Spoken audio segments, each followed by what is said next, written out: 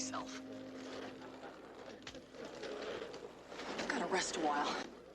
Anytime you like to roll over here, we'll make a trade. I thought you didn't want to do this, Uncle Roy. I was then. This is now. You know, not all undercover work is done in evening clothes. Easy for you to say. You're not out here rolling around turning your feet into hamburger. I'd be a happy man if it were my feet being pounded into hamburger. Can the chatter and keep your eyes open. We're not following an unfaithful wife. This is official police business. Aware of this, Hoyt. Since we're the ones out here with our butts on the line as a favor, I'd appreciate it if you'd lighten up a little bit. Well, you're not me, and you're not the ones who are putting your career on the line trying to catch a crooked police captain. Houston, behind you.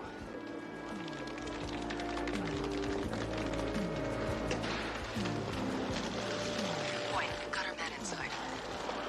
Good. Now be careful. Don't let him know he's been made. Relax, Michael. We know how to handle surveillance.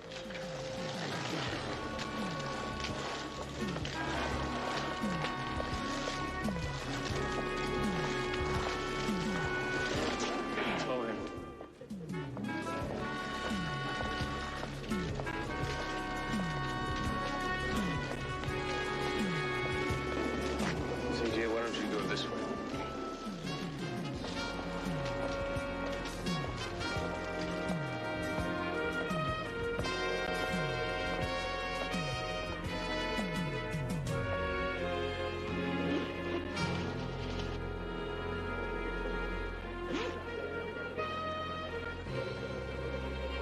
We've got company. Michael, it's going down now. I'll take the guy with the bag. All units move in.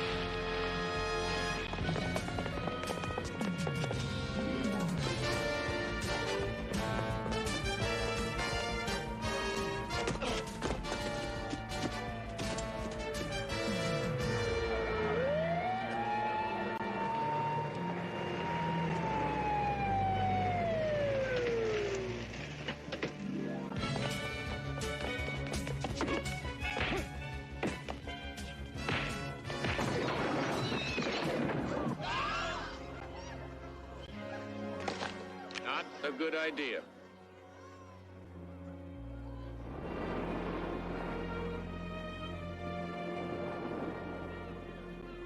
Over 10 pounds of cocaine in those 2 bags. Both bags have police evidence tags on them. They should be. They were taken from the precinct property room. Take him away.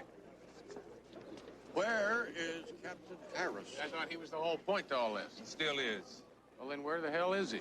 I don't know. I wasn't positive that he'd make the actual drop. It was a calculated risk. A calculated risk with our lives. Look, we didn't volunteer just to catch a couple of cheap hoods. I know, but this cocaine was headed for Victor Burchard. Now, if he thinks it's still going to be delivered, then he's got to make a payment to Harris. And that's when we can nail the good captain. Bouchard is the biggest connection on the West Coast. And our police property room was his main source of supply. That's why it's so necessary to shut the captain down. Lots of luck. Houston, I'm going to need your help on this all the way to the end. I can't stand the risk on him recognizing one of my men. What if he recognizes me? That's doubtful. You've never made contact with him. Please? You can owe me one. You'll owe him 2. 3. You got it. All right. All we have to do now is figure out when and where the payment's to be made. That's easy. The gentle art of persuasion.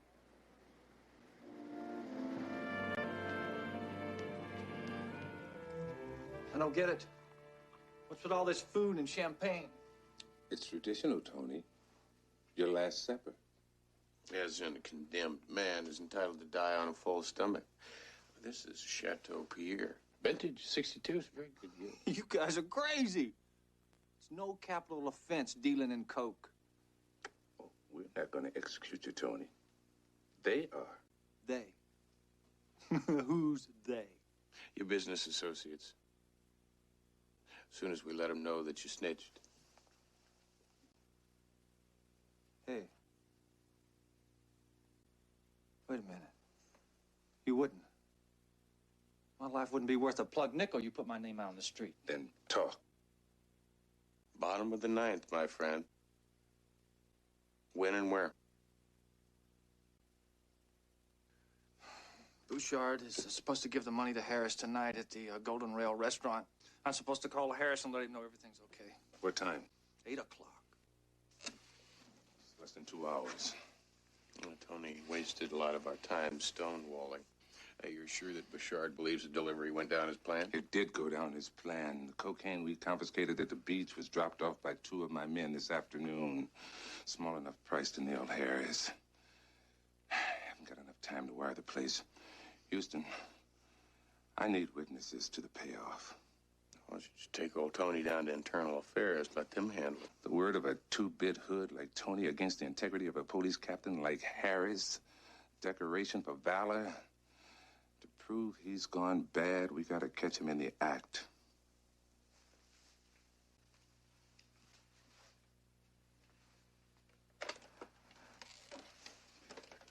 You make the call.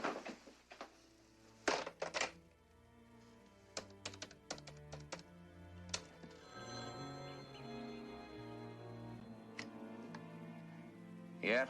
Harris, Everything went off without a hitch. excellent.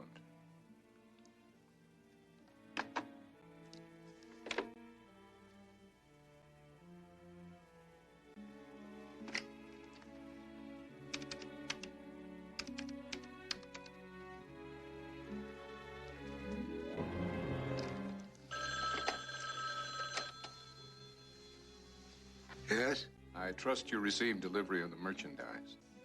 Everything went fine. Very reliable as usual. Good. Because the price of reliability just went up. It's now $250,000. That's almost twice of what we agreed upon. Yeah, well, I've got my retirement to think about. Cost of living being what it is. Why didn't you tell me the price had gone up yesterday? Because I didn't want to give you a chance to change your mind.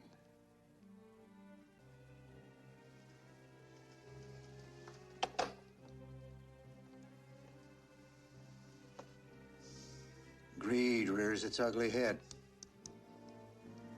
Chop it off tonight. 8 o'clock, the Golden Rail.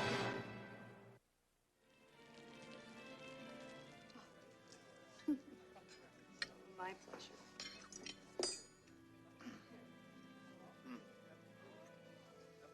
Enjoy it.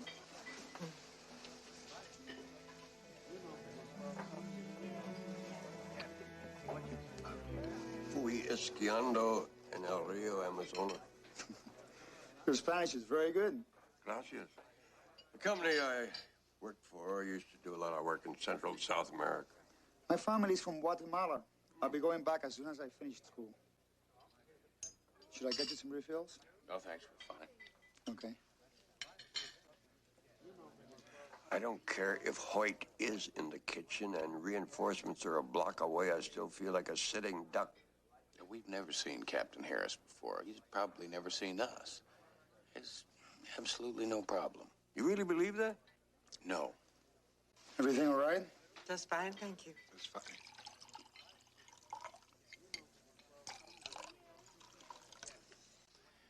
I wish I knew where CJ was. Happy anniversary, Ethel. Thank you.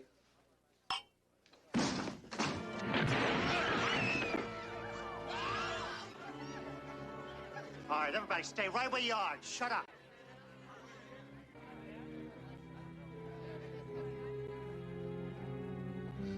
I'm a police officer. This man has just killed the cook and locked the rest of the help in the freezer. Do exactly as he says. I want all the men over at the bar right now. Come on. Keep your hands where I can see them. Now move, you two, come on. Looks like Bouchard's got a different payment plan for Captain Harris. Come on, get over there. Come on, move it. If it's money you want, I want cooperation, that's all. Just cooperation, no questions. Make it easy for me, I make it easy for you, okay? All right, go back to your table. Hey, hey! All right, everybody, put your hands up on the bar right now. Go back to your table. No, on the bar, on the bar.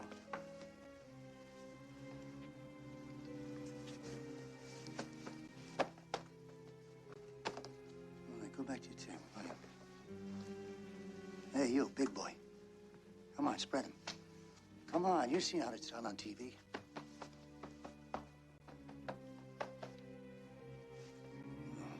What'd you plan on doing?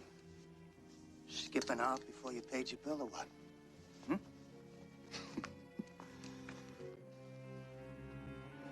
What do you go around spying on guys who are making love to other people's wives or what? That's the best part. Yeah, it's wonderful. Go ahead, go back to your table. Go ahead.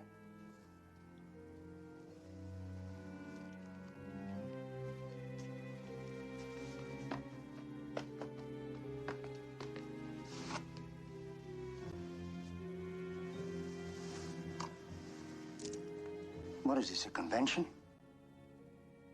Runs in the family. I'm his uncle.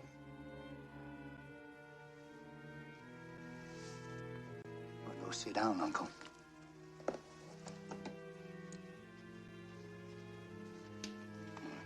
Easy, easy, easy.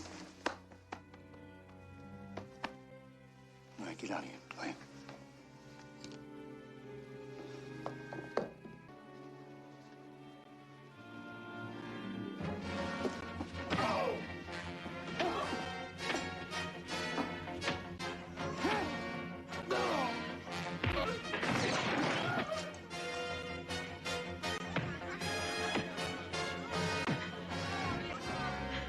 Get up!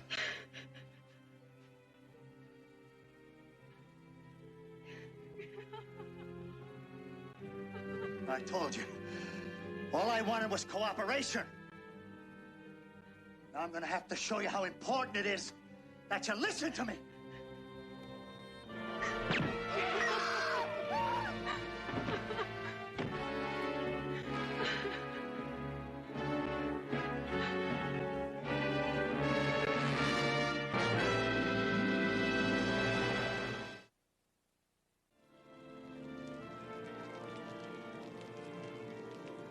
Man needs an ambulance now. No ambulance, no doctors, no nothing. Look, he has got a stomach wound. If he doesn't bleed to death, peritonitis is gonna kill him. All right, drag him behind the bar. Come on, you, clean this mess up. What are you gonna do, just let him die back there? Do you want me to operate on him? All right, now listen to me, everybody. I got a job to do here. Anybody gets in my way, you're gonna wind up on the floor next to him. Now take it easy. I'll be out of here by 8 o'clock. And nobody else gets hurt.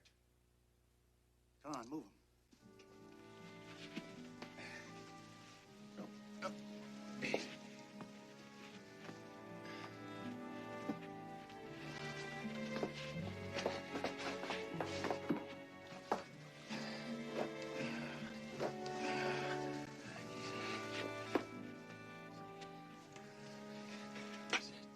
Easy, old friend, all right? It burns, Houston. It really hurts. You just hang on.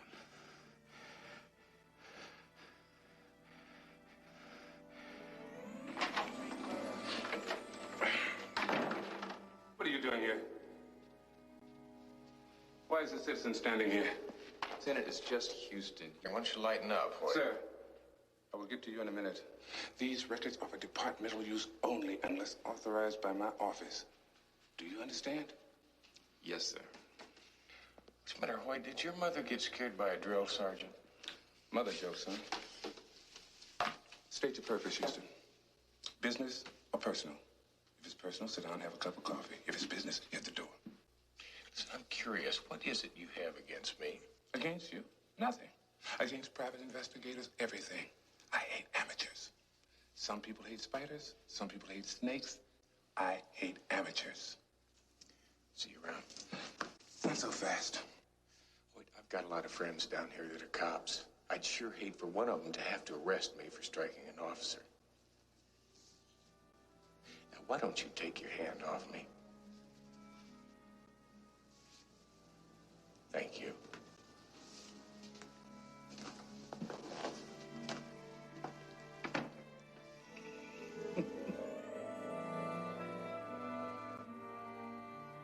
All right, that's enough of the sympathy act back there. Bring it out front. I'm not going to stand around and watch this man die. I said back to your table, now. No. I said now. This man needs my help. Are you dense? Do you want to die on the floor with him? Look, if I get half a chance, I am going to take you out. So maybe I am better off out of the way. Come on, shoot me, huh? Go on, take a chance, huh? Go on, get me out of the way. Why are you asking for this, huh? Why are you pushing me? What is this? Wait a minute. The three of you are in this together, aren't you? To protect Harris, is that it? My uncle and I don't know anybody named Harrison. I've never seen this cop before in my life. Sure. Come on. Back to your table, big boy. Come on. Do what the man says. Sit down before you get us all killed. That's good advice. Use it. Because now I know. The three of you are in this together. You, the cop, your uncle, huh? All together. To protect Harris. And you got it all worked out, haven't you? If you're not at the table with your uncle, then Harris will know something's wrong and he won't come in here. Isn't that it, huh? Huh, big boy?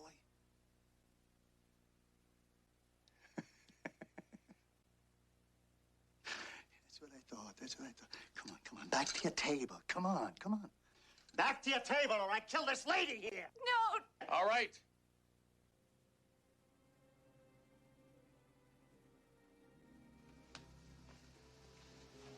You took a hell of a chance. You might have been killed. I had to do something. Let him know that he needed to keep us around, alive. CJ.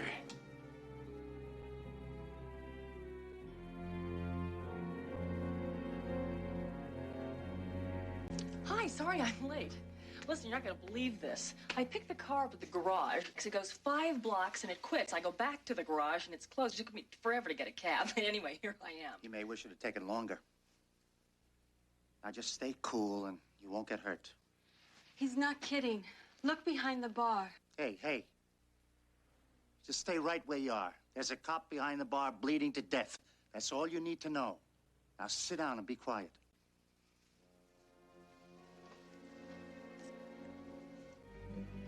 Por favor, traiga un vaso grande de agua con hielo. What'd he say to you? Look, he doesn't speak any English. I just asked him for a glass of water. It's a good idea. Drinks for everybody. No alcohol. No false courage in my guests here.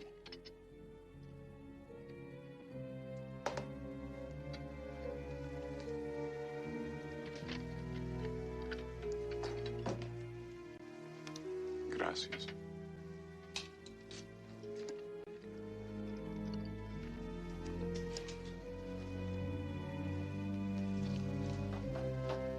Do you see the man sitting over there?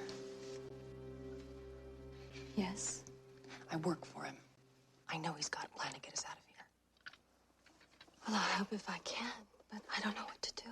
Well, he'll get us assigned somehow. What would you like to drink? Well, I could use a triple anything, but I'll settle for a Virgin Mary. Same.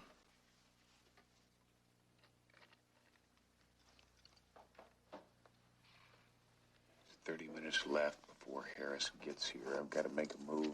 Careful. I don't think this madman would mind killing everybody in the room. He's planning to. I mean, once he kills Harris, he got no reason to keep us around.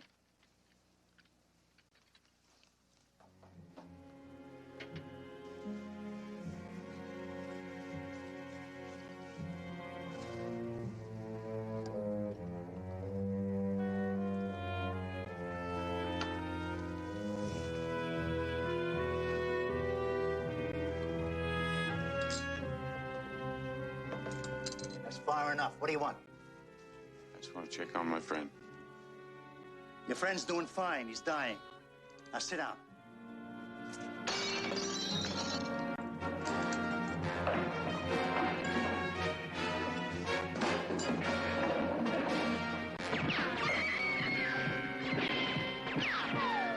All right, turn him loose, or I'll kill everybody in this place, starting with your lady friend here.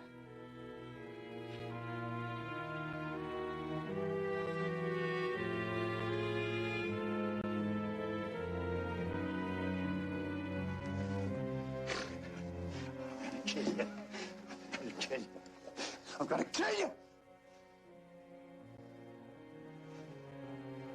No. First I kill Harris. And then I kill you.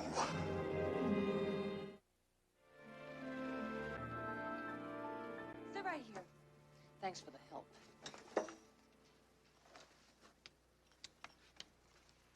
She works for him. Yeah, I figured that out. Next time, I pick the restaurant.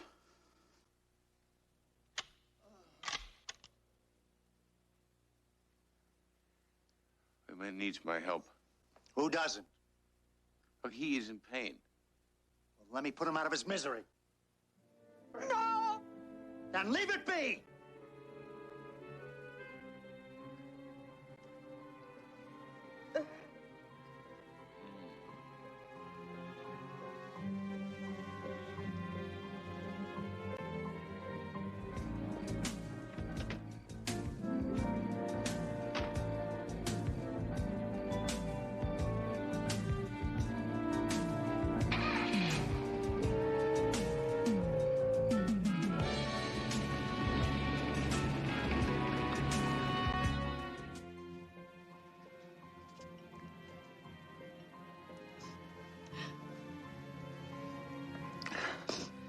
Stupid Private Eye's gonna get us all killed. I just wish to hell he'd shut up and do as he's told. Good grief, Freddy's just trying to help us. I don't need his help. I'm perfectly capable of taking care of myself. I got some good news. Your friend stopped bleeding. Looks like he stopped breathing, too. Oh, no. Stay put. How many times do I have to tell you? You, come over here. Take a look. Come on. Go ahead.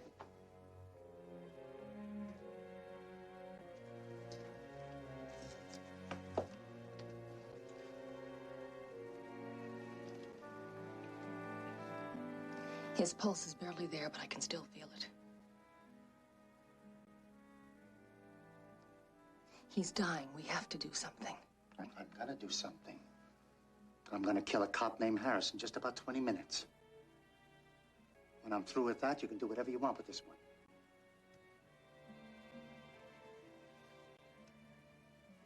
For now, get back on your stool. I'm not leaving.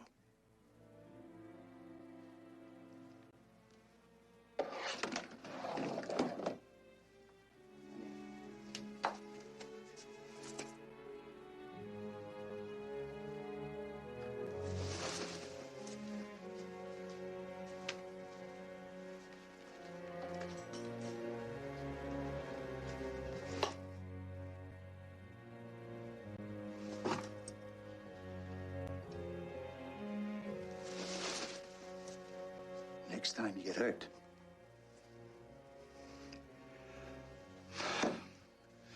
All right, now listen, everybody. No more heroics. Let me do my job. Nobody else gets hurt. All right. Now, I want everybody to just act normal. Are you serious? No one gets hurt. What do you think? The minute Harris walks in, I nail him. It's when you open up on everybody else.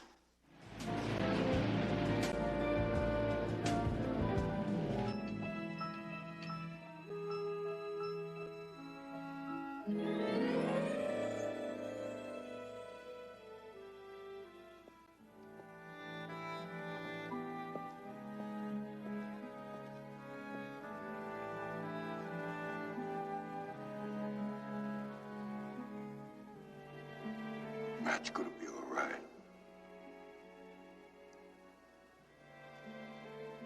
I'm sorry about you,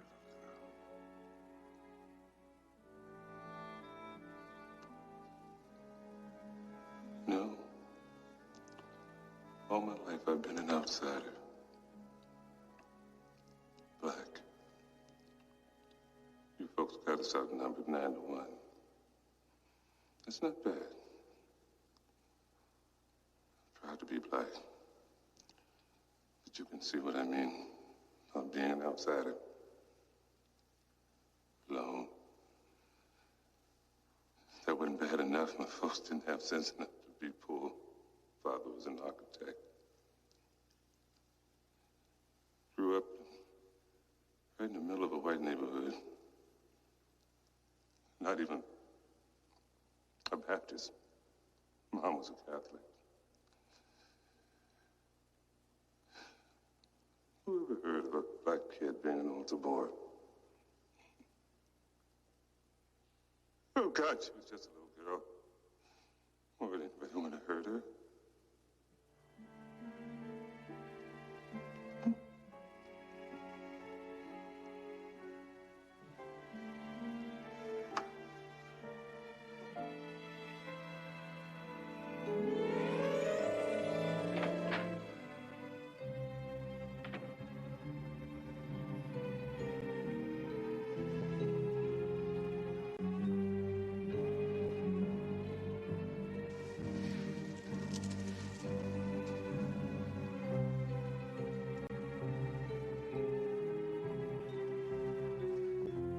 Someplace else.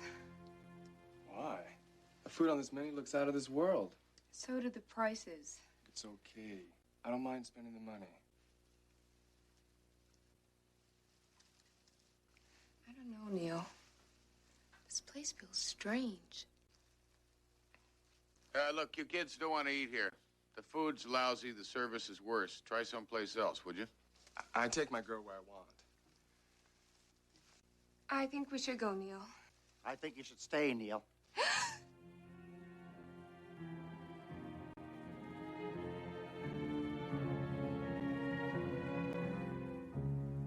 There's a nice table right over there. Use it. Do as you're told, and you won't get hurt. Do what the man says, son. You heard the man? He makes a lot of sense, my young friends.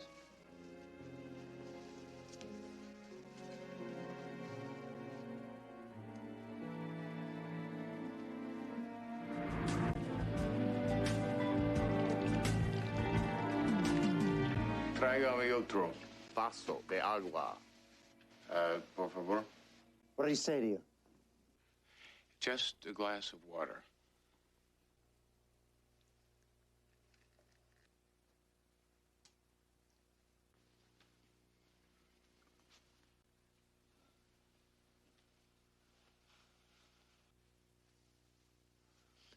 What's the Spanish phrase for break the mirror? Quiebra el espejo. What you thinking, boy? He doesn't know any Spanish.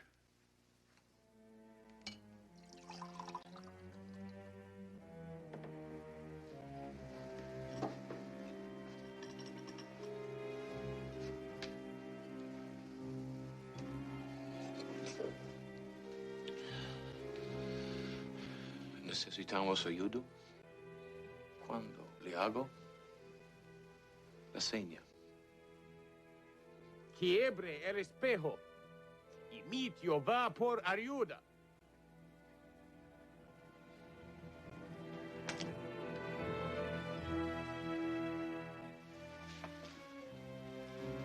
Come on. Break up the conference.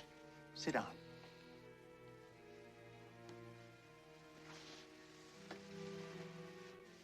And no more Spanish. What did he say? I'm not sure. But he wasn't giving him help because I know how that's done in Spanish, and that wasn't it. He's gonna get us killed for sure. He just told the waiter to create some kind of diversion so his uncle could sneak out and get help.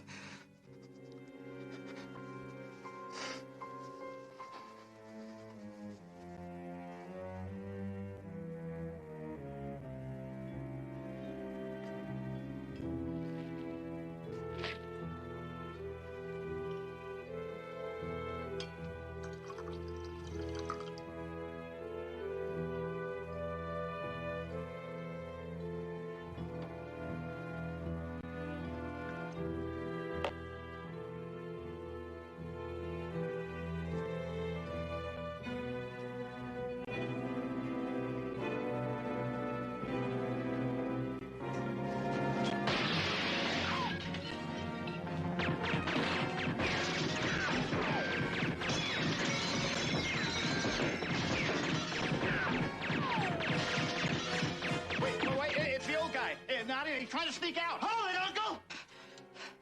You'll never make it, Uncle.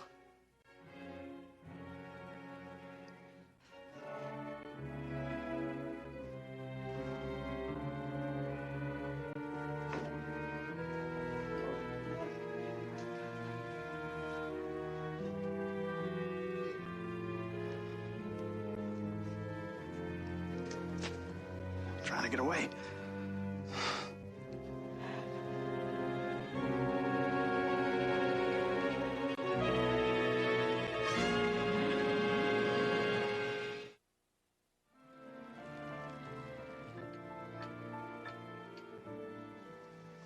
All right, sit down.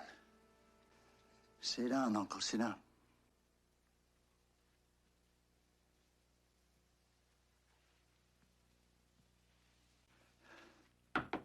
You too, Tarzan. Come on, back to your stool.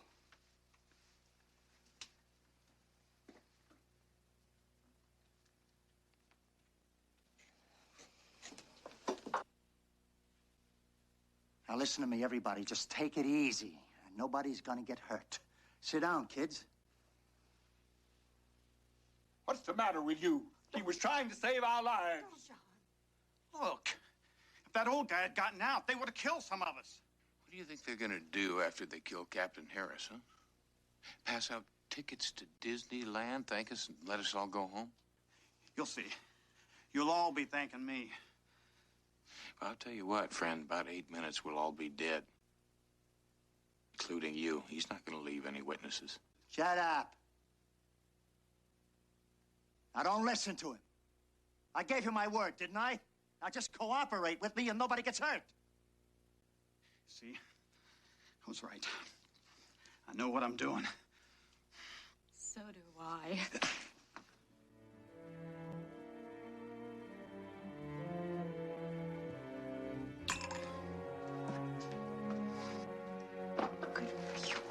He had it coming. Shut up.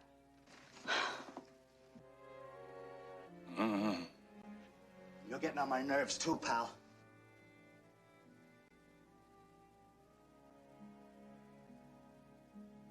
You don't look so good. Well, don't worry about it. It'll all be over very soon.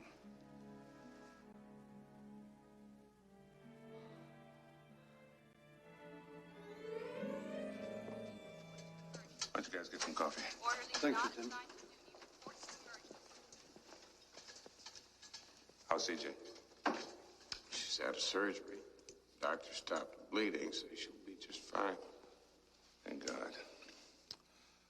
The building where you were being held, where you say the files were that could prove you were being framed, big surprise. 4-alarm fire. Level the place.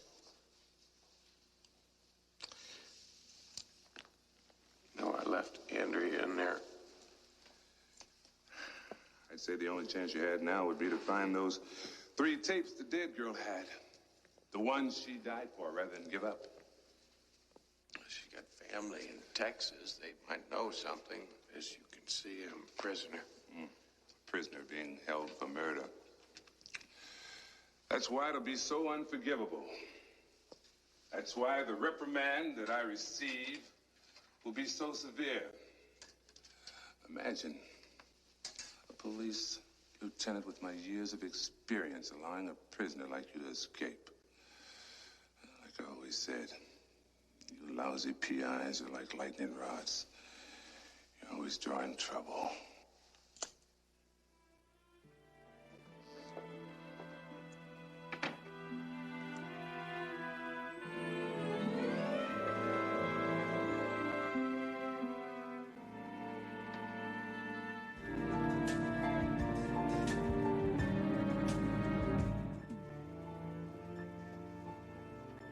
Take a look at how they're positioned. It's not hard to see what they got planned. He's covering the door. She's covering us.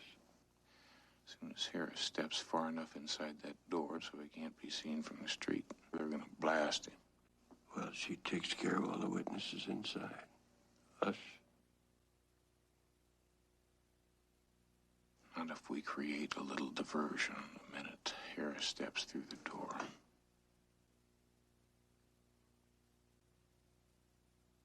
This table does need clearing.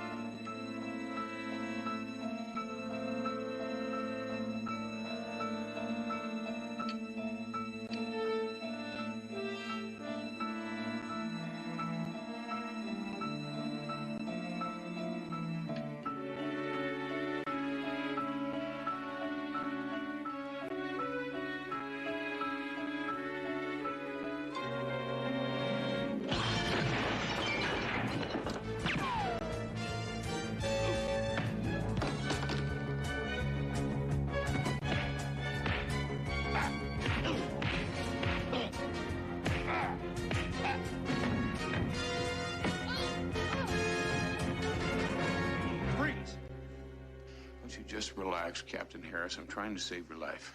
How do you know who I am? And that I'd be here? Look, Lieutenant Hoyt is behind the bar, and he needs an ambulance bad. Hoyt? What in the hell is he doing here?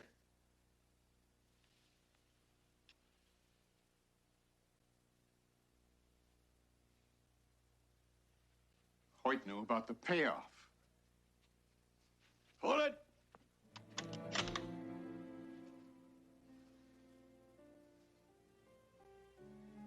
You can't leave now. You got reservations. Get those people out of the freezer now. I'll call an ambulance.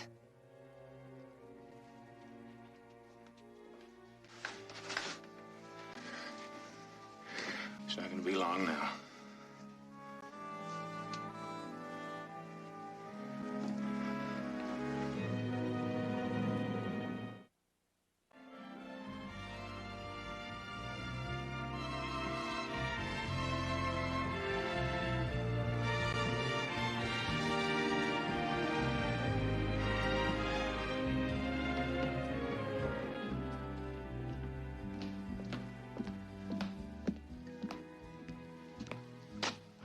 Thanks, Roy.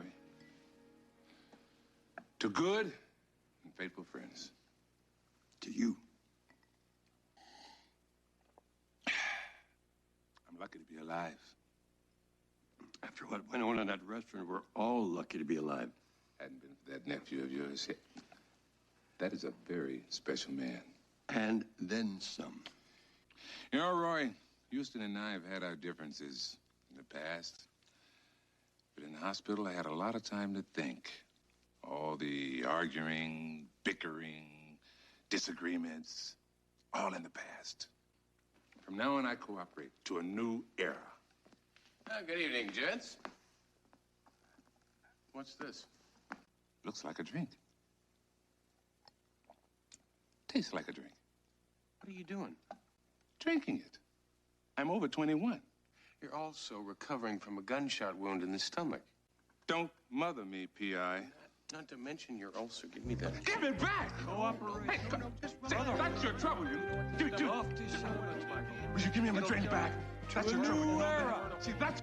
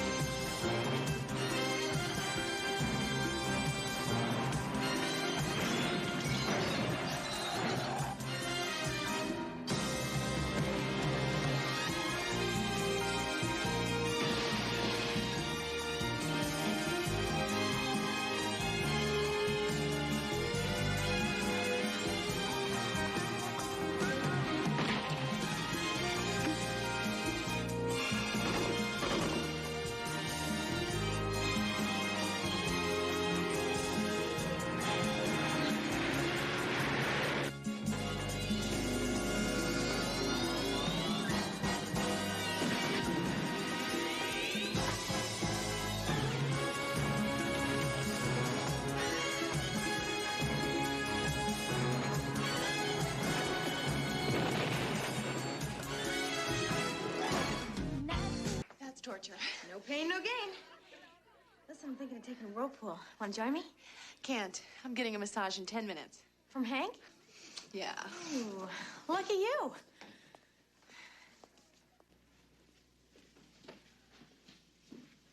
Hey, pal.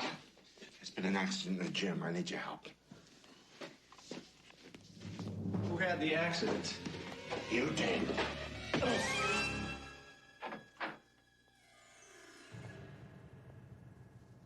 You're not Hank.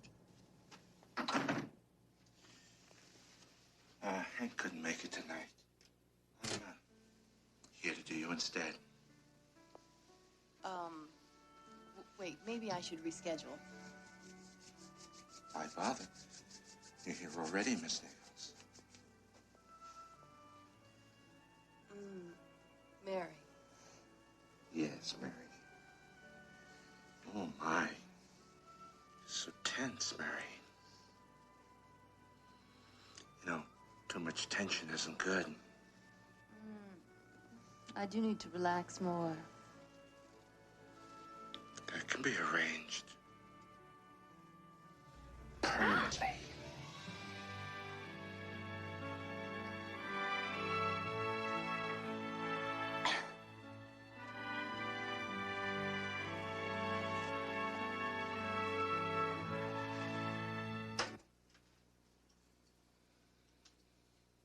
Now it's time for me to relax and wait for the morning headlines.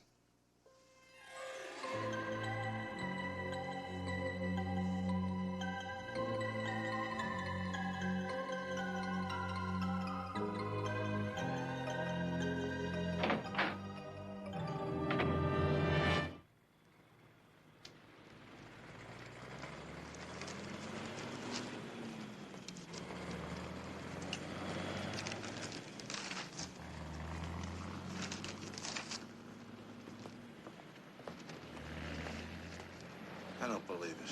What's that? Oh, there's a story in here about some poor girl who gets strangled in the health club. This newspaper buries it on page 9. I thought this would be more front page stuff. You know how many people get murdered in the city every year? You gotta do more than die these days to make the front page. You gotta be famous. See? Like this guy. It's hotshots like him get all the press.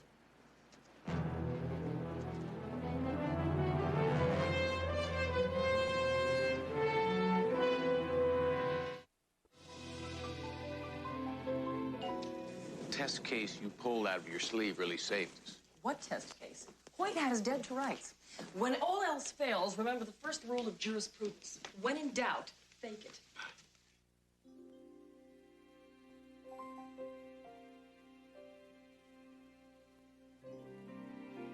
Hi. Hello, Elizabeth. I think it's time for lunch. I think I'll go with you. Oh, Chris, That's okay. I already ate. I'll buy you dessert.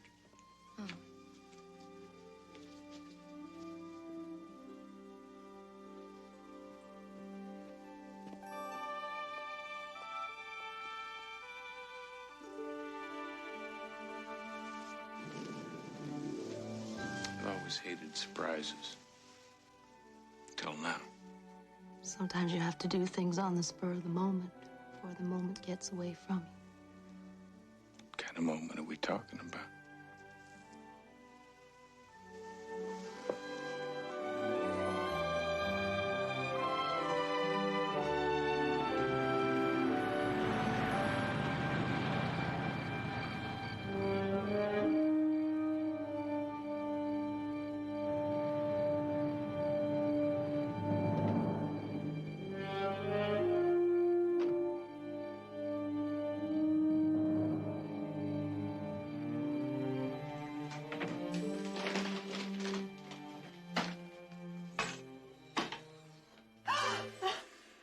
Okay.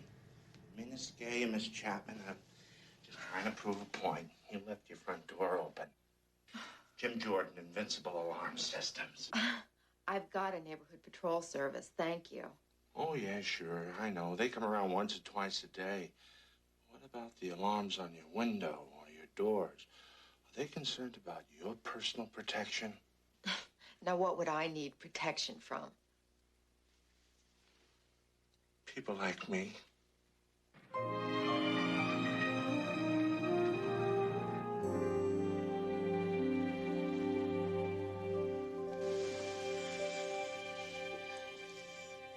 You were right.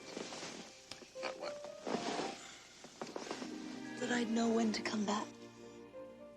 Been through a lot. Drugged, brainwashed, and thinking that you'd murdered somebody. Well, I wasn't brainwashed into believing that I loved you. I saved your life, Elizabeth. Some people confuse gratitude with love. Not me. I was so sure I even proposed.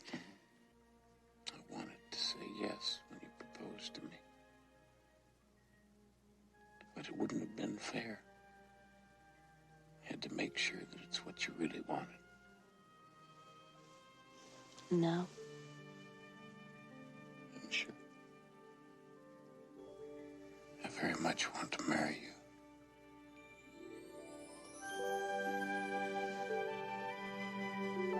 Just hope you know what you're getting.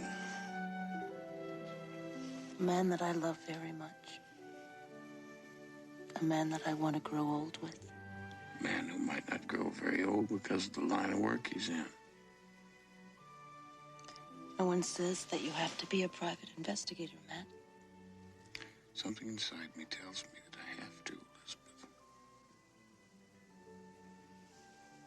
Is there room in there for a job and me too?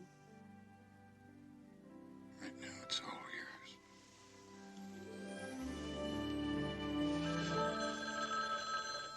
Oh, boy. Excuse me.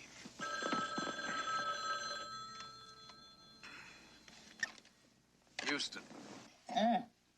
Glad to catch you in. I hope I didn't interrupt anything important. Well, as a matter of fact, You and I, we have a lot of work to do together. who is this? Oh, name's not important. I want you to think of me as your new best buddy. Best buddy? Yeah, look, do I know you? No, but you're so well. Yeah, you're gonna make me famous. You know what? We're gonna make history together. Right. Well, why don't you get started without me, pal? I already have. Well, what's the sense of committing a murder if no one wants to hear about it? I thought that would get your attention. If this is a practical joke, it's not very funny. And Chapman isn't laughing either. In fact, her remains are currently on display in a kitchen at 1627 Evergreen Circle.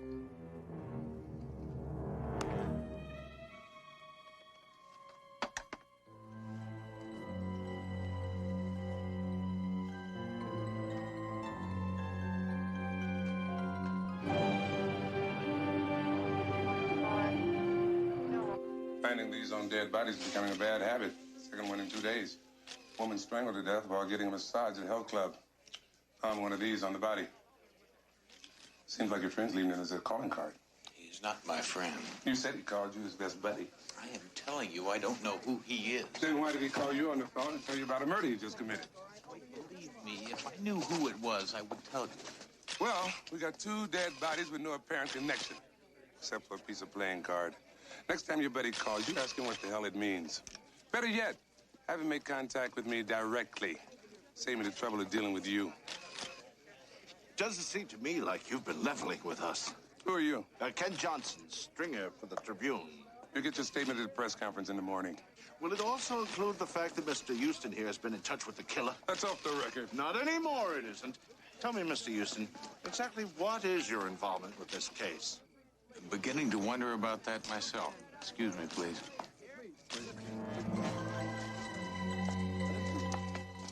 Perhaps I'll be around and we'll find out.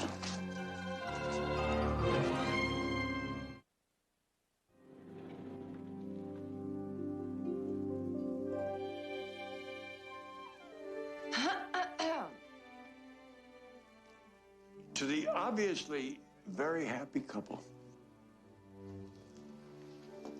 May you always remain so. I'll drink to that.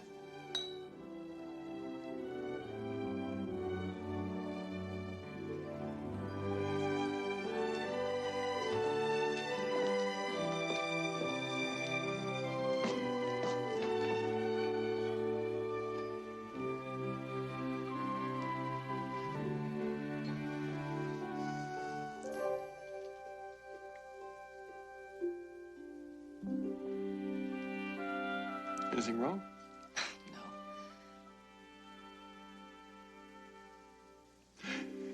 You wouldn't be jealous by any chance? Roy, don't be silly. You know me better than that.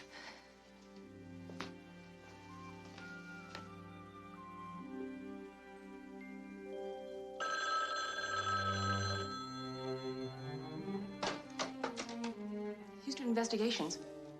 Matt Houston, please.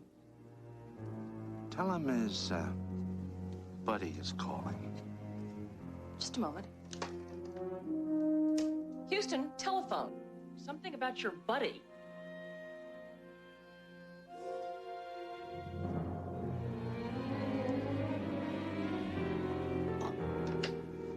What do you want? Well, I just called to say thanks. I told you we'd make history together. Did you see this morning's paper? I'm famous. Look, you can't be famous without a name. That would be too easy. No. 2 down, 3 to go. Then everybody will know my name. I left you clues. The pieces of the playing cards, what do they mean? I can't tell you, Houston. It would ruin all the fun. Look, why are you doing this? I told you, Houston. With your help, I'm going to become the world's most famous murderer. Be talking to you, buddy. Well, whoever this guy is, he seems to have grown quite attached to you. Like a bad rash that won't go away. And you are going to keep right on scratching. You are going to be there for him, my friend. You're going to take his phone calls, play along with him. My men will be watching and listening in every step of the way. For as long as it takes. Wait, I'm in the middle of planning a wedding. You're also in the middle of a murder investigation. Now look, Houston. No one forced you to be a hotshot PI. Or Elizabeth, to marry one. Such a romantic.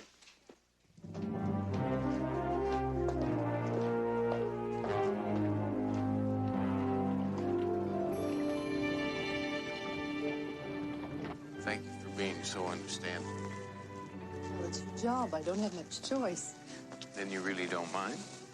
Well, I must confess that having dinner with two plainclothes policemen breathing down my neck is not exactly my idea of a romantic evening. Well, I'll tell you what. It just so happens that I have a very romantic dessert planned.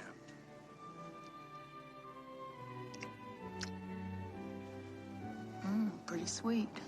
Non-caloric, too. Yeah. I want you just step inside, ma'am, and I'll have room service bring you full order.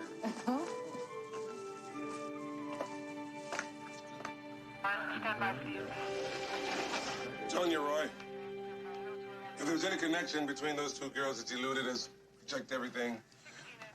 Common friends, the schools they went to, the kind of car they drive, right down to where they get their hair. Oh, say, Michael, there's something about those two names that bothers me. Well, I hope it comes to you before there's a third. I thought that we ought to cover this place as well as the office. I came down to see that they didn't disturb things too much. I think they already have.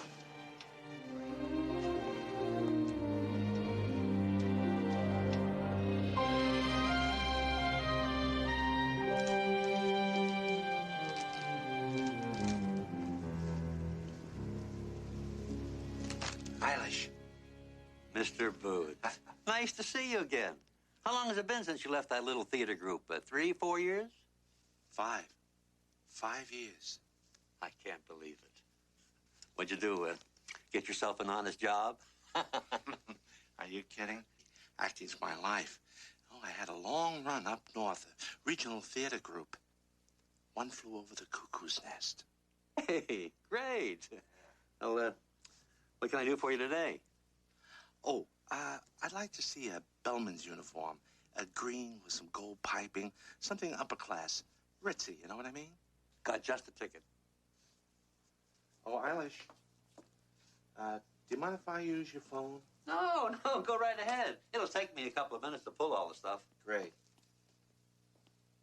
I gotta call a buddy. Knock, knock. Who's there?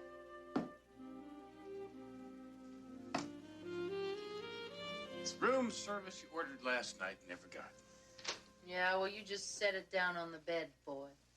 I want to be alone. No, you don't. No, you don't. That's your continental breakfast. This here is your American plan, complete with heavy groveling and supplication.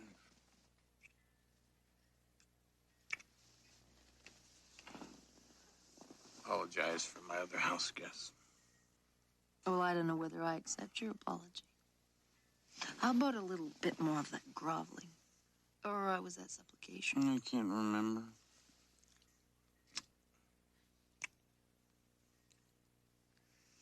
Look, why don't you and I get on my boat and we'll repel all the borders and sail to a tropical island. Hawaii? No, Catalina. I know a secluded cove over there where nobody can find us. We'll disconnect the radio and have a very romantic... Houston! Answer it.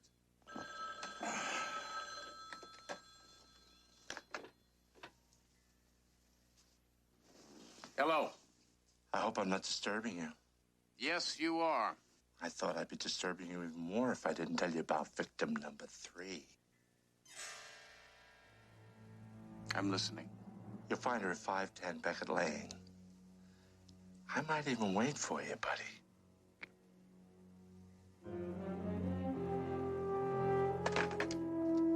We'll handle it, Houston. You go ahead and take your cruise. Roy and I ride down there and make sure your buddy's well taken care of. Relax, my friend. You earned it.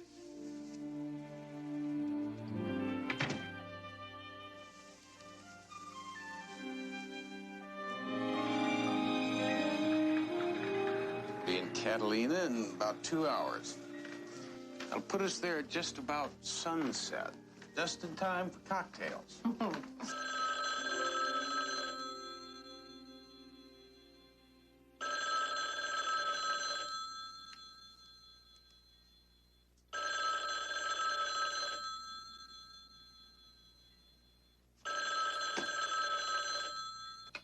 Houston.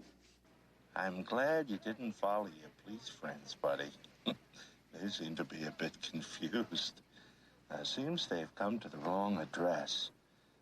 But I've saved the real one for you. Now, if you hurry, you may be able to save the life of victim number 3. A lady named Liz Stride works at the Westlake Plaza Hotel. Oh, but not for long. Elizabeth, he sent the police to the wrong place. I've got to try and stop him. Meet me at my office, all right?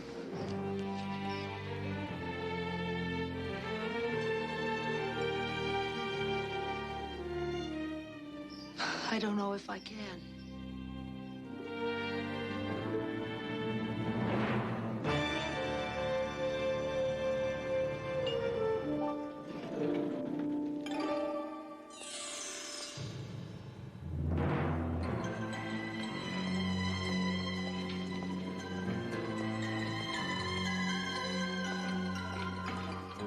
I want the Jackson table to have 12 chairs, impeccable service.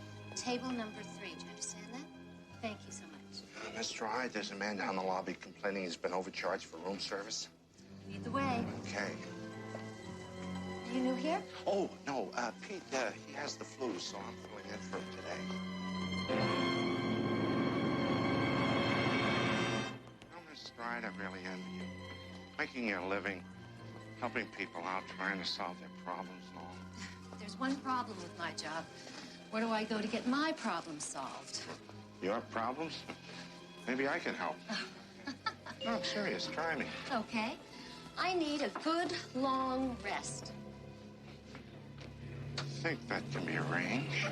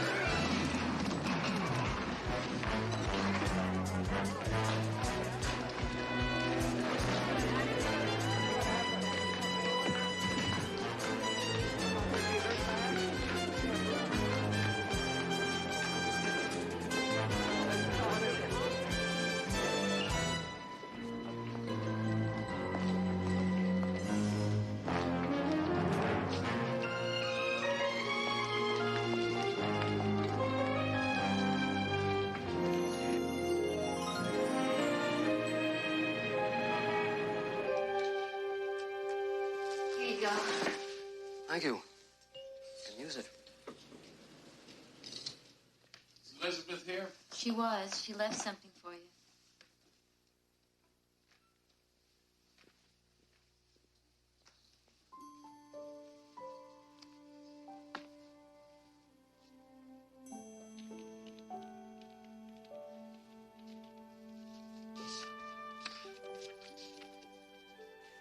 Dearest Matt, I'm sorry I didn't wait for you, but I need some time alone. I love you, but I know I have to share you with your work, and I'm just not sure I can. Does love always hurt this much? Elizabeth.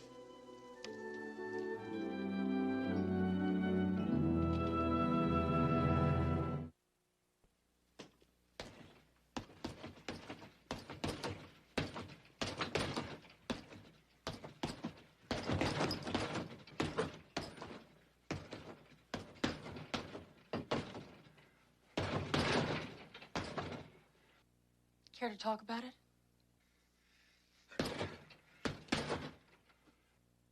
Houston, this is me you're not talking to.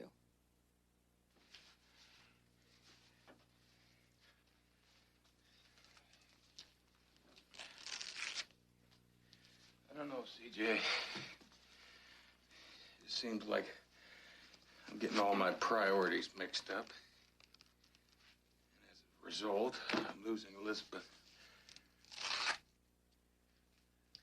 think I know how you feel. What are you talking about? Houston, please don't take this the wrong way. Because I really couldn't be happier for you.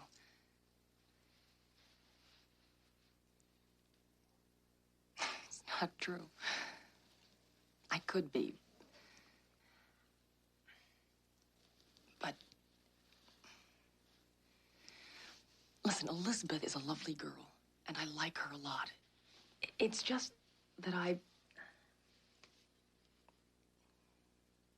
guess what I'm trying to say is I'm a little bit jealous. The same way I will be jealous the day you walk down the aisle. You and Roy and I have been a team for a long time. I think the thing that's scary to me is that it's all going to change now. CJ, what we have, we'll always have. And if things do change, it'll be for the better, I promise you that.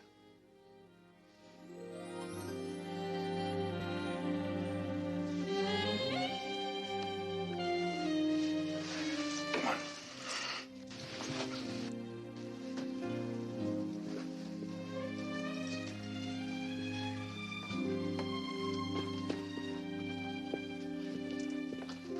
Okay, Mike. Thank you. Well, looks like we're closing in on our killer. Hoyt's lab boys have finally been able to piece together that playing card. Jack of Hearts. That means we're closer? At least we know what he's calling himself. Jack?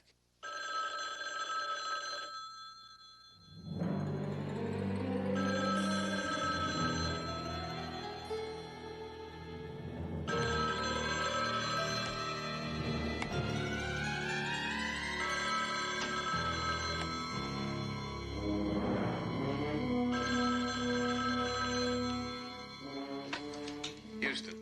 In case you hadn't noticed, we made front page again, buddy. But I must admit, they're saying nasty things about you. Look, I am gonna bust you. You're running out of time. There's only 2 to go. I know what you look like now. Yeah, but you still don't know who I am.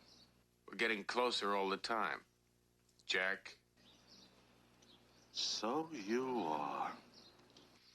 Well, I guess you don't need my help anymore. And here I was going to tell you who the next victim was going to be. But, hey, you should be able to figure that out by now, huh? Why don't you just come after me? Because you're not on my list. Now, you better hurry. She gets off work in a couple of hours. Then there'll only be 1 to go.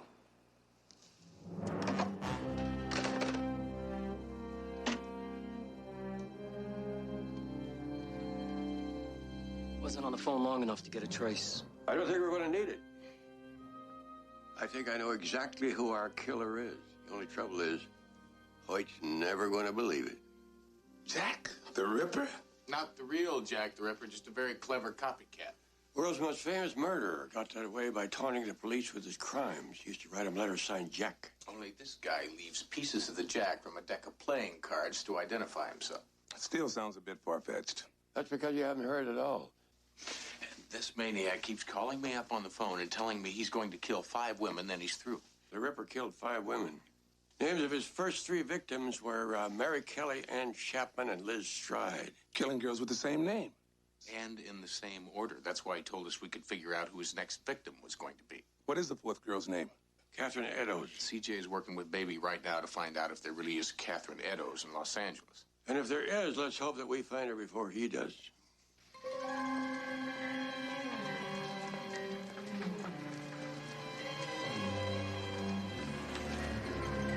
Oh, thanks, Catherine. You know, like I was telling you, that's some great big smile you've got. Do you really think I've got what it takes to be a model? Oh, absolutely. Seriously? Would I lie to you? When you get off work, I got a studio just a couple of blocks from here. Let's say we pop over and let my partners take a look at you. Oh, I don't know. I mean, I don't really know you. What's to know? You can call me Jack. We'll be right down. This had better be the right girl. CJ said Baby could only dig up 2 Catherines with last names anything like Eddowes.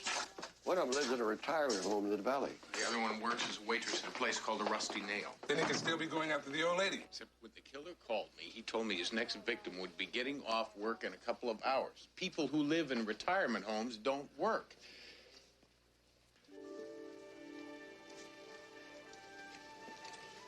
Let's move it, Houston. In a minute, Hoyt. Houston! This is no time for a date. I said in a minute.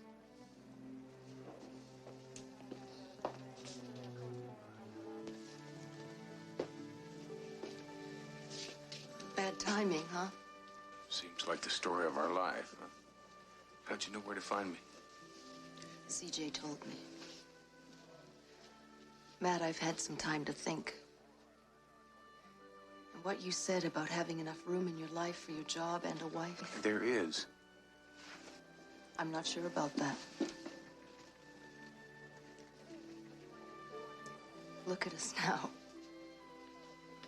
You're so wrapped up in this case, you don't even have time to sleep, let alone have any time for another person in your life. Look, this is all gonna be better when it's over, I promise you. Don't make promises you can't keep.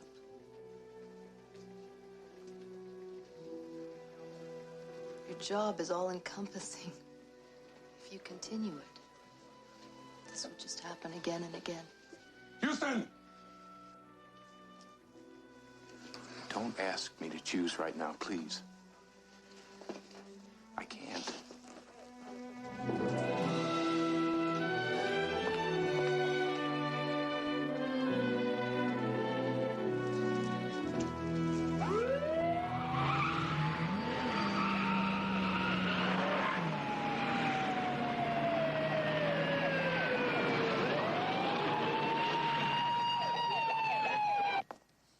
Me, a model? Oh, I just can't believe it. Do you go out and find strange women like this very often? No, not really. Actually, I can only recall 3 other times.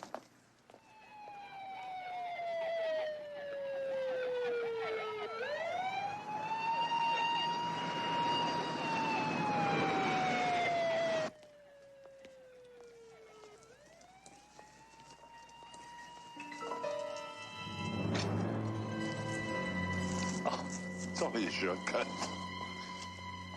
So.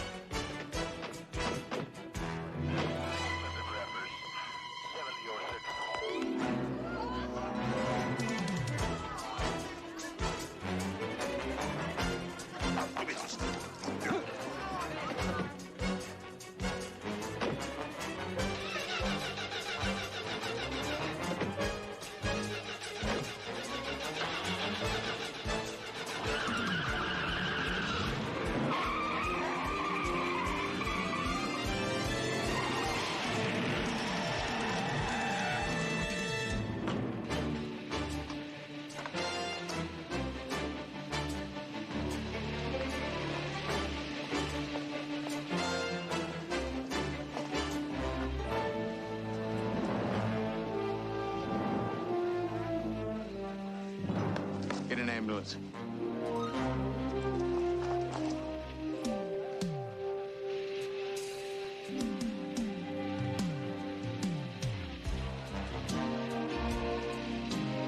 It's done. Yeah, well, at least the telephone pole didn't fall on it, you know?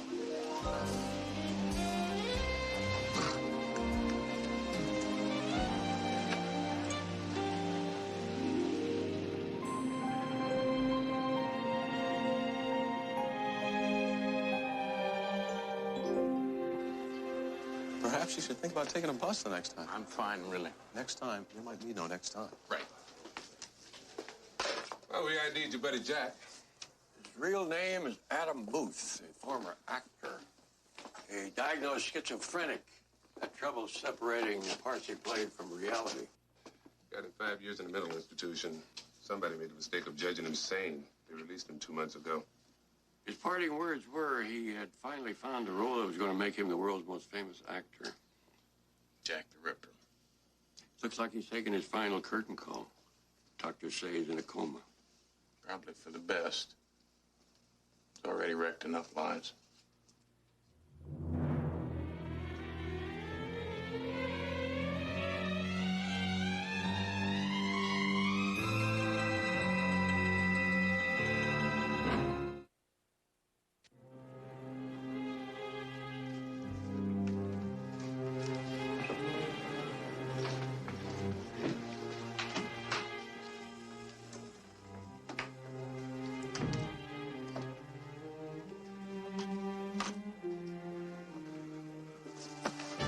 Physician, heal thyself.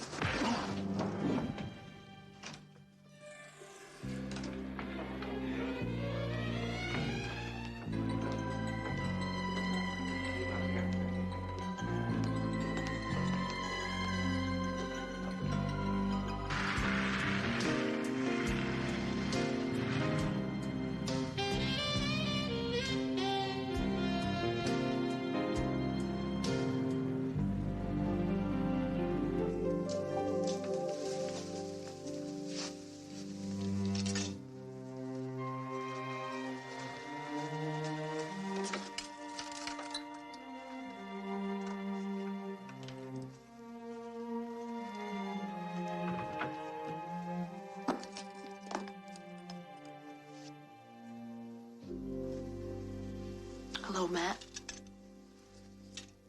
Or goodbye.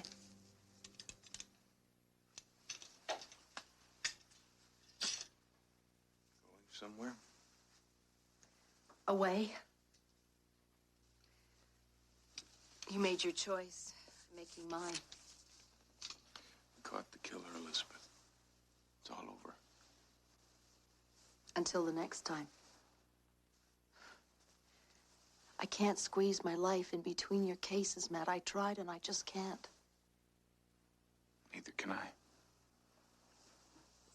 That's why I'm quitting. For good.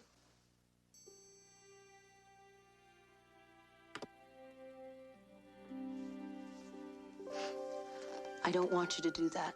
Not just for me. It's for me, too. For both of us. You mean more to me than anything in my life. I need you. I need you.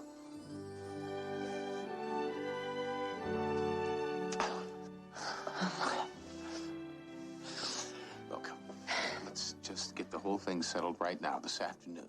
We'll get married. I know it's your... Wait a second. What about the wedding plans, the invitations? Well, forget about all that. The important people are going to be there.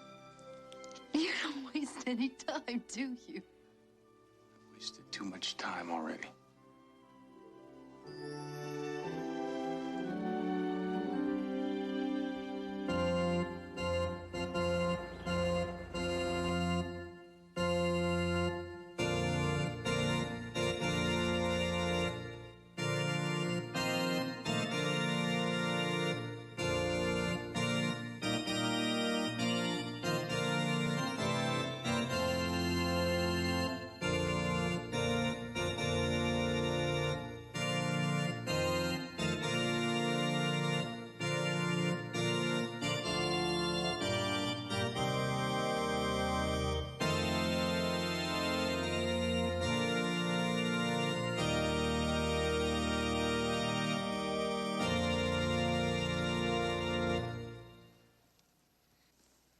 Dearly beloved, we are gathered here to join this man and this woman in holy wedlock.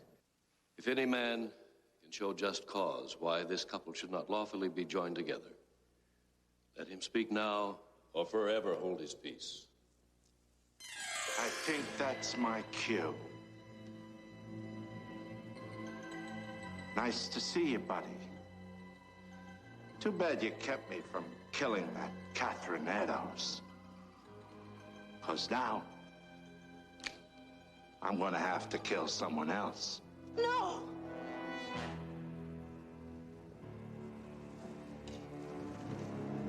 Perhaps you're right. Kidnapping her. It'll make front page for sure. Who knows, it might even be better than another murder. Look, this is between you and me. Let her go. You ruined my plan, Houston. I'm gonna return the favor. You know, my phone calls used to bug you, buddy. Well, now I think you'll be just begging to hear from me.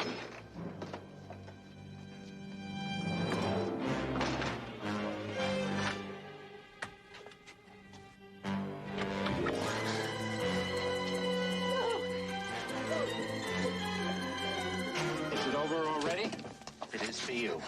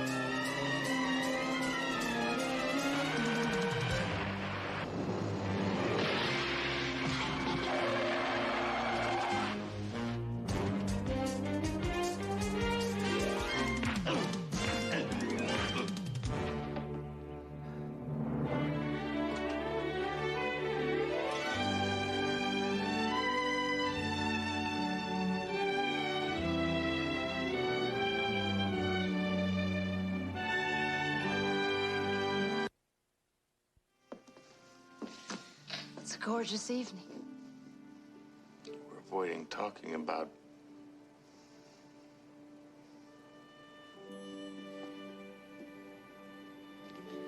And we have been.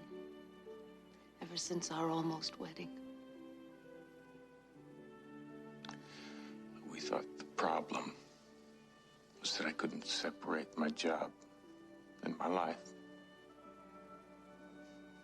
Matt. Your job is your life. I wanted both. I really did.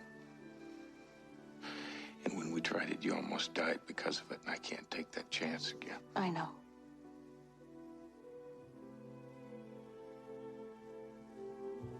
Walking away from you is the hardest thing I've ever done.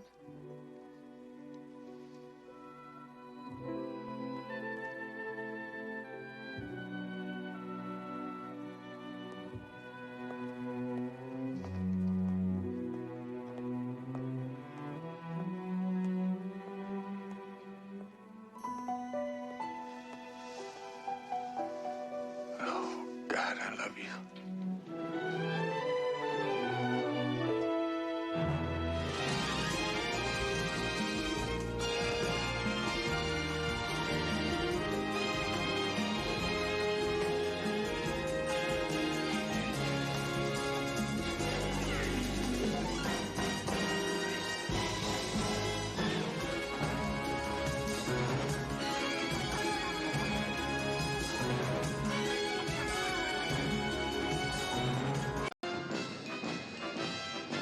We're here with people from all over the world, celebrities, movie stars, business people. All here for the christening of the largest supertanker ever launched here in the United States, and it's one of quite an innovative design, too.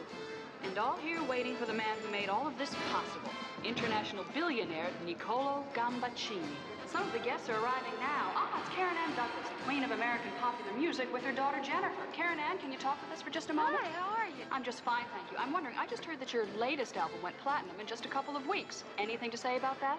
Well, I'm very happy about it, and I'm so glad that everyone likes it. Just one more question. Your name's been linked romantically with that of Mr. Gambaccini for many years now. Is there any truth to that? What kind of question is that to ask? You people go around groping for interviews, and you ask us something stupid like that. Now get that mic out of my face before I shove it in your mouth. That was Cody Wall, Karen Ann Douglas's agent, attorney, and goodwill ambassador. This looks like Mr. Gambaccini arriving right now.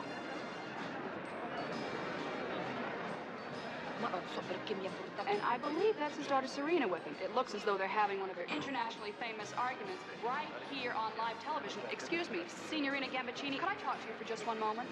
Yes. Stai zitta, la gente va. Please, just one quick question. Not now, sorry. Morning. But, Say goodbye. I'll see you in hell. Oh, dear. One of their internationally famous arguments. I wonder who this is. Excuse me, sir. Could you tell us who you are? Nobody, man. Wildcat Callahan's name. I got $10 million invested in that big sucker. I want to see if she floats. Oh, well, that was Wildcat Callahan, and looks like we're about to start. Oh, my dear.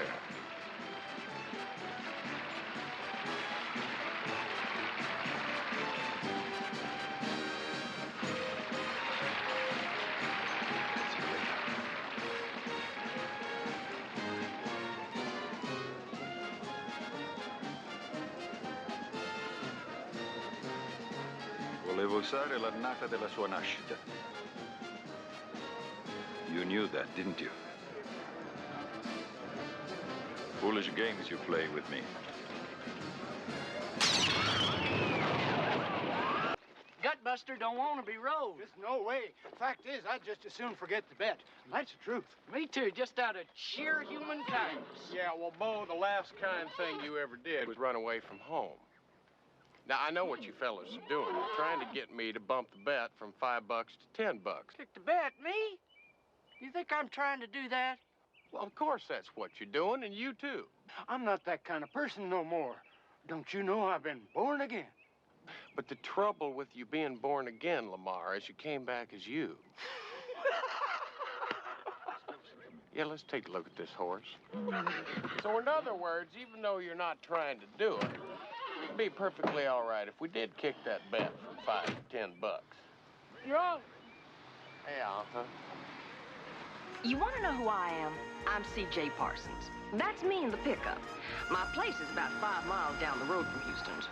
Actually, I've known Houston most of my life, or so it seems. But more about that later. Houston, I gotta talk to you. Tell me about it later, CJ. I'm about to ride me a horse. You gonna put your body on that? Well, that's my plan. What's the bet?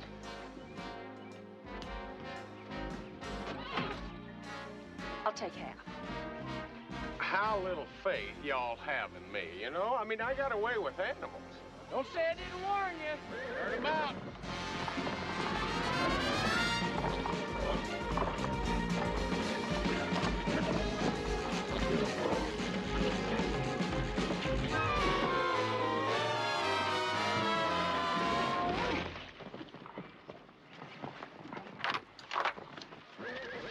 Houston, you all right? That is a mean horse. CJ, next time you got something to tell me, please don't take no for an answer. Hey, if you want to go for 15, the horse is willing. Smile, good buddy. CJ, the first sign of insanity is a laughing loser. Oh. Did that hurt? No. No.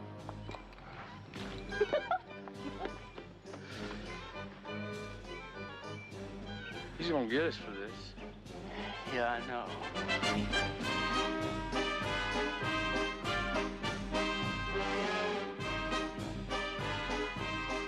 Houston was all city, all state, all everything when he was a kid. He quarterbacked Rice in the Cotton Bowl the year they beat SMU by throwing a 60-yard touchdown bomb in the last 6 seconds. And then he really stuck it to him by running the ball in himself for the conversion.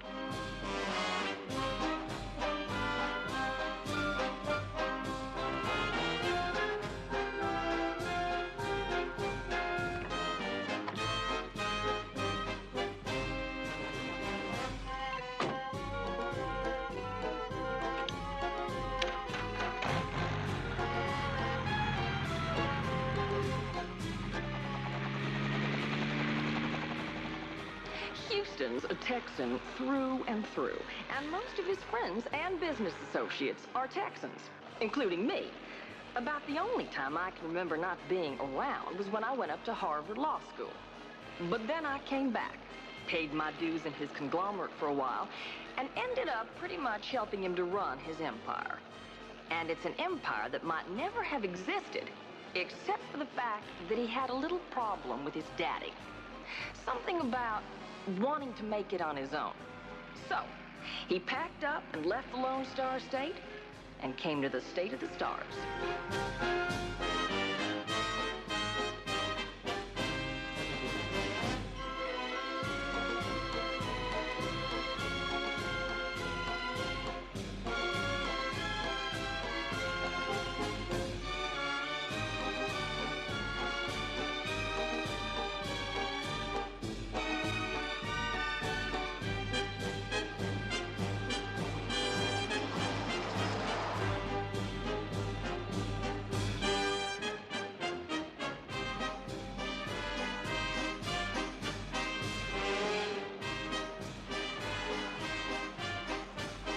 Houston runs his empire from a penthouse office that sits on top of a building he built in downtown Los Angeles. The business includes everything from diamond mines to soybean futures, a couple of little oil companies here and there, and one more. One of the businesses Houston is in is private investigation. Actually, it's not so much a business as it is a hobby. And like everything else in the world that Houston does, like the fortune cookie says, he does his hobby very, very well. Oh, Houston, by the way, while you were climbing that dumb mountain, somebody killed Niccolo Gambaccini. Kill? And killed is polite. Murder is more accurate. Well, when and how? Well, down at the shipyard, somebody put a couple of ounces of nitroglycerin in his champagne. Well, I barely knew the man. How well did you know the daughter? Well, I owned a few shares once. That well, huh? Look, CJ, we shared a couple kisses, but it was certainly nothing to tell your mama about. Well, now, Houston, if you and I shared a couple of kisses, I can guarantee I'd never tell my mama about it. I tell a few of my best friends, but never my mama. Look, CJ, I want you to drop everything and get me one of those mechanical bucking Broncos, and I want it here in a couple hours. Well, I'm out $10 and I want it back. Houston, you want to spend a couple of thousand on a mechanical horse to make back $10? That's the principle of the thing, CJ. Have them put it right here. Okay, Houston, but meanwhile, before I do that, you've got another problem. The front office called this morning, and Ms. Gambaccini is upstairs with her fuse lit. Now, she's been there for hours, and she's not going to leave until she talks to you. You better cock your pistols. Don't you worry about a thing, darling, because I'm going to be my own sweet Texas self, and I'm going to charm the socks off her. If that doesn't work, I'll think something else. I mean, think about it, CJ. The poor girl's probably in a state of shock. I mean, she's probably been crying all night. I'm leaving, that's it. Would you like some coffee? No, nothing. No, nothing. I'm leaving. Houston. Amore, come sta? Look, I'm real sorry about your dad. If there's anything I can do, you be sure and let me know.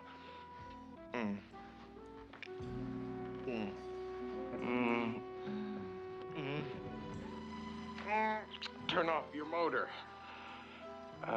Look, I didn't know your father very well, but he was alive yesterday, so one of us ought to show a little respect here. You're so taxable. Yes, I am.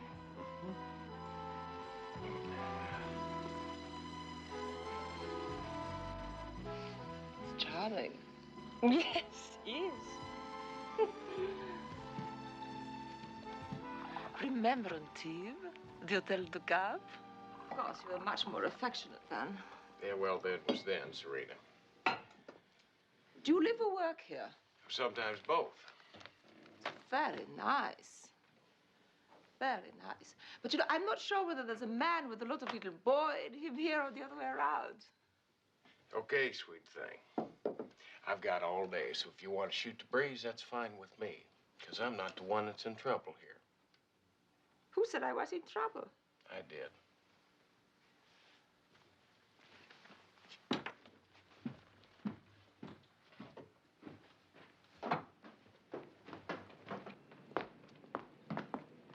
Is this yours? Yep. It's cute. I am told you're the best private investigator around. I might want to hire you.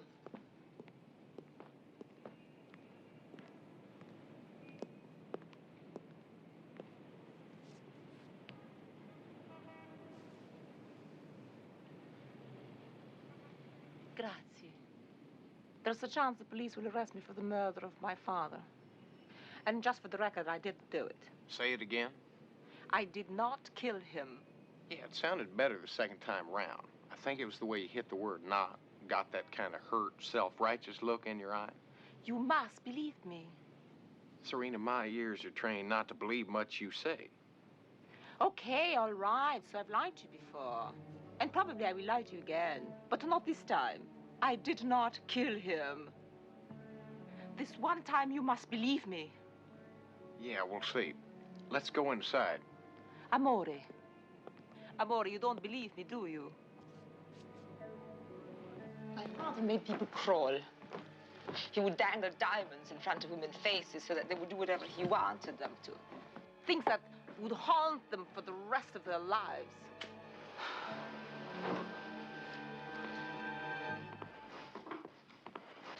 He was disgusting. I hated him, and he knew I hated him. Well, you didn't hate your inheritance. I don't have one. My trust fund, and that's all. Do you know what he did? He put a clause in his will that if he should die in any way other than natural causes, I mean, in an accident or in any questionable way, his estate automatically goes into long-term probate. I would have to wait 10 years before I see a penny. Now tell me, why would I kill him, eh? Why? You know I'll check this out, don't you? Houston, I would have to wait years before I inherit anything, darling. I'm not a fool. All I'd have to do is wait until he died naturally. Naturally. The man was crazy. Pazzo! He made everybody around him crazy. Lady Earth is the insane asylum of the universe. Maybe that's why UFOs don't want to land here. Look, have you got a bodyguard? Not with me in Rome. Besides, they're boring. You know anyone who'd want to see you dead? What are you saying? Well, I'm just asking questions. See, that's how I know I'm a detective. Will you help me? Serena, I will help you in every way I can. But you better be telling me the truth or I'm going to dance all over you. I'll give you anything. Anything? Yes, anything. Well, I already have all the money I want, and besides, you can only wear one pair of boots at a time, so we'll think of something else. Come on. CJ, we're taking Ms. Gambaccini on as client. Are we? What a nice surprise. Not now, Mary. Thank you, darling. You know, things can be like old time if you want. Yeah, well, I'm going to try and find out who killed your father. I'm not sure that's going to help much, but that's what we're going to do. Now, where are you staying? Century Plaza. Well, I'll tell you what. On your way back over there, why don't you stop by Children's Hospital? Because you just might want to build a wing over there right next to mine when this is all over. I knew we'd think something. Yes, of course. Ciao, darling. Mm-hmm. Mm-hmm.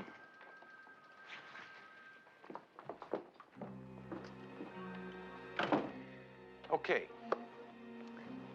First 5 minutes on the case, Serena Gambaccini in my office. I saw a man across the street on the roof with what looked like a rifle wrapped in cloth. Probably not too young, but his reflexes were good when he ducked behind cover when he thought I was looking. Now, the question is, was he out to kill Serena, or was he out to kill me? Answer.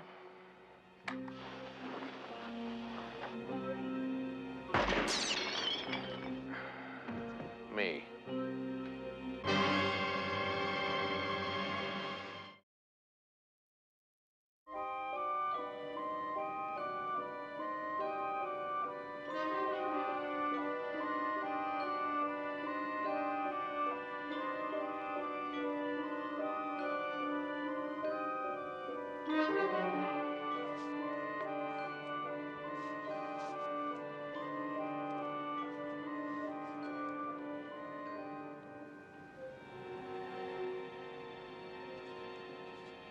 Some people don't like Houston a lot, but if someone's out to kill him, they better be darn sure they get the job done.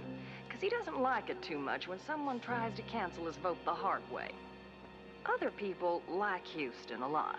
Some of us like him a lot more than a lot. But that's another story. Matt, I have important papers. You must see them. Latest quotes from New York and Zurich. I need answers on two by tonight. Mrs. Harrington said you might look in on her fundraiser, and your tailor said you should come in for a measurement. Hold it. Don't move. I've got about 400 things that need signing right now. Later, Murray. I just took on the Gambaccini case. You probably heard about it yesterday? I heard. I'm very sympathetic. If you and CJ want to break this company playing detective, that's up to you. But right now, Houston, we have got business to do. This stack just bought this stack, and in between, you'll notice there's nothing. Yeah, we'll just have to deal with all this later, Murray, except for that one. I want you to call London, tell them to buy. If they ask how much, you tell them till I go broke or I own the company. Heard Howard Hughes say that once. Oh, thank you, Murray.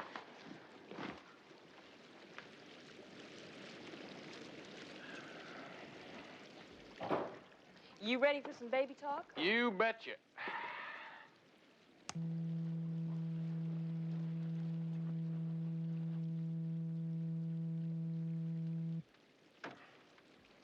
Hello, baby. She loves me. How do you spell Gambaccini? Gambaccini. 2 C's, 1 N. CJ, won't you do this for me, all right? Okay, down to business. Now, 1, I want to know all about his will. 2, I want to know who all was at the ship's christening, who all was supposed to be there and didn't show up, and where they've been since then. 3, I want to know where the nitro came from and who supplied the champagne that blew up. Somebody slipped him a bad year. Just joking, baby. 4. 4, I want to know all about Mr. Gambaccini's financial deals, who wins, who loses, all that kind of stuff. And I want to know exactly how much that man was worth. Gambaccini, worth. 5, call my tailor. He ruined my suit. Keep on working, see what you come up with. I'll be down at the boat. Sure wish I could go with you. I wish you could, too. Baby makes 3. Well, look, I'll tell you what. Now, come on, I'll talk to you later. Bye now, girls.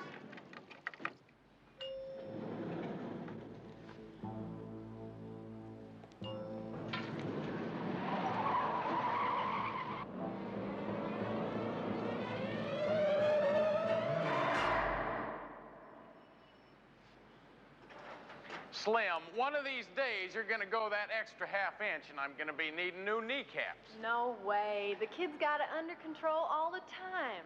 Now, I just finished turbocharging her. She's a beauty, huh? Yeah. You know, sometimes I wonder if I'm buying these things for me or for you. Oh, just don't wreck this one, will ya? Fender and Body Works out of my line. Not completely. Houston, are we ever going back? You still miss Texas? But not as much. I started surfing. They do have a big ocean here. Some say bigger than the whole state of Texas. Yeah, well, you know how they exaggerate out here.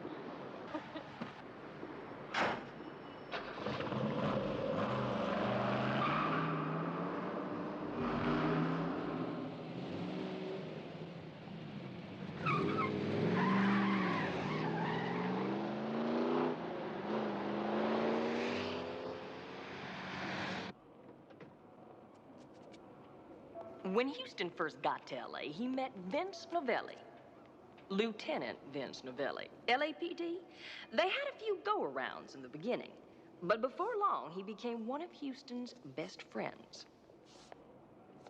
Millionaire killed in champagne explosion. Film at 11. What do you say, Ace? No one's left to Gambaccini after that? Shoelaces?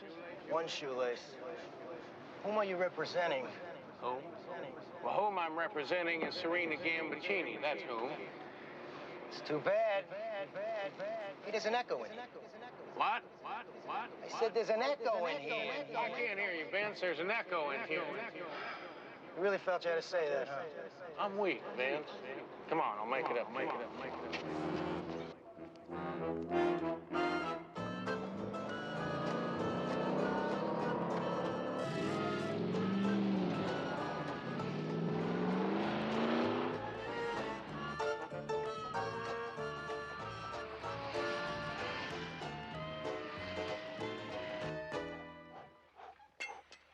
Someone tried to take a shot at me today. Anybody I know? Probably not. He was an amateur. I found a matchbook with the matches pulled off the left-hand side, so whoever he was left-handed. Well, maybe he was a professional acting like an amateur, try to throw you off. No, he was an amateur. If he was a pro, I'd be dead. He was an amateur. Yeah, that's what I just said. Why can't I do this? I don't know, Vince. Maybe you need glasses. You know, when you're shot at, you're supposed to let the law know, and that's like a given. Yeah, you're absolutely right, Vince, so now you're informed. Think it's got anything to do with Gambaccini? Well, it does seem awful coincidental that the minute Serena takes me on the case, someone takes a pot shot at me. Well, yeah, on the other hand, you only have 200 or 300 ex-cons that have grudges going with you, not to mention a few husbands. You know, it could be it's not related. Well, it could be that it is. Well, you never know. Look, Vince, when you're standing on Fifth Avenue on St. Patrick's Day, I don't believe you have a right to be surprised if the parade passed by. Wish I had said that. So do I. Including Serena, I've cut 4 suspects out of the herd because they all had 2 things in common. They all invested in the ship and they were all at the christening. Well, Carrie Ann Douglas. She invested in the ship and she's been Gambaccini's mistress for the last couple of years now. Who's that with her? That's Jennifer, her daughter. Karen Ann's a one and only. Cody Wall. One of the great human beings of our time. He invested too. But not only is he Karen Ann's agent as well as her lawyer, she is his only client. Next. Man, Wildcat Callahan's name. I got $10 million. Wildcat? Is he in L.A.? Yep. And he invested too. Fact is, Houston, they all had a piece of the action. It's gonna take a while to figure out how many billions the billionaire had. But I can tell you this much. He had it spread from here to Bangkok. I'll work on it. Vince, tell me something I don't know about Gambaccini. Well, he was having an affair with a young mamselle in Paris a couple of weeks ago. That's news? Not the affair, maybe, but something was getting messy about it because Gambaccini made videotapes of the 2 of them together, only the lady didn't know about it. Yeah, he's a real nice dude. One of the all-time best. So I figure whoever the lady is, she's a prime suspect. She wants to take back or revenge or something. Well, you guys figure all this out this morning? You're moving pretty fast on this thing. Well, I'm going to tell you something, Ace. If we don't get something concrete real soon, I'm in big trouble. I can only hold these people for 48 hours, then they're going to split to the 4 winds. You bet I'm moving fast. Yeah, well... You know, we're figuring your client is the #1 suspect, don't you? Oh, Vince, that's because you guys don't have any imagination. No, of course not. We don't have any imagination. Do you know that she was about to be cut out of her father's billion-dollar will completely? No. Did you know she tried to kill him in Paris a couple of weeks ago before he could change it? I mean, the French police are trying to extradite her for attempted murder? No. Well, did you know she was supposed to be standing at his side during the christening and she left a snappy 30 seconds before he blew himself into the promised land? No. No, huh? And we don't have any imaginations. If you were about to be cut out of a billion-dollar will and put nitroglycerin in a bottle that was about to be smashed against the ship, where would you be? Philadelphia. At least. Notice how I know when to keep my mouth shut? Hi, Vince. Can I do something for you? Just my car.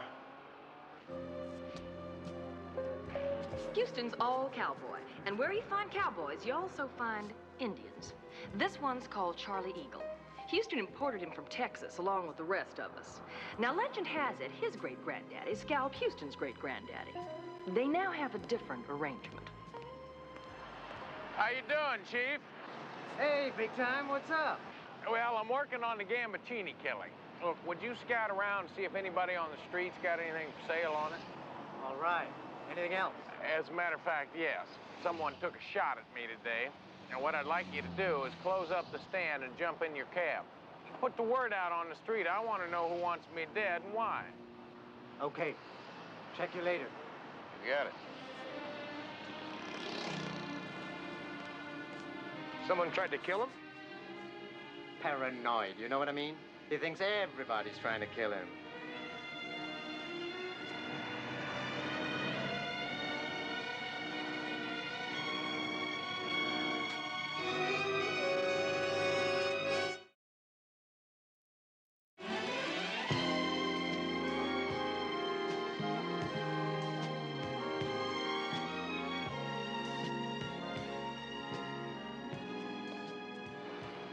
Nice car, Mr. Houston. Thanks, Tim. Nice to see you again. How'd you like going this way? Well, only if it's housebroken.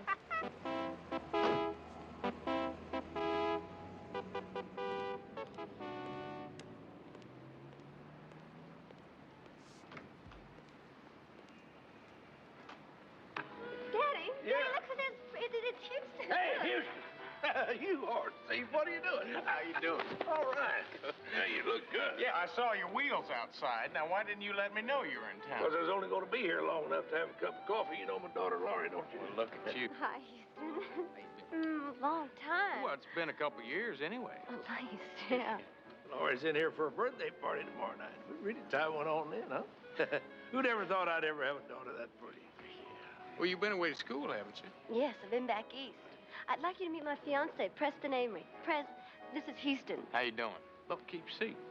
Kids were going to announce their engagement tomorrow night back home at her birthday party there, but we had to move it out here. Some policeman thinks I'm a suspect. Got to stay in town for a couple of days. So I come down here to look around, see if I can find a room big enough to have a party in, but they ain't got one. Honey, I'm just going to call that friend of mine. He got a boat big enough. We can have 2 parties on if we want. Hope you don't get seasick. Oh, no, sir, I don't. Hey, look, I want to wish you both the best of luck. Thank you very much, Houston. You know, Preston there, he went to Yale. Say something in Yale, boy. He's kind of shy. Yeah, well, it's all right, as long as he got the degree. Buy you a little shooter? Well, I'll tell you, I'll have to take a rain check. But I do need to talk to you later about your friend Gambaccini. I think you're about the only one who will give me some straight talk about the man. I'll give your secretary a call. Tell her where I'm staying when I get located. Good enough. Why don't you leave some tequila for the rest of us? Huh? No, I ain't gonna do it. Good day. Bye-bye. Boy, he's a fine fellow, that one. I know, God, it's been such a long time.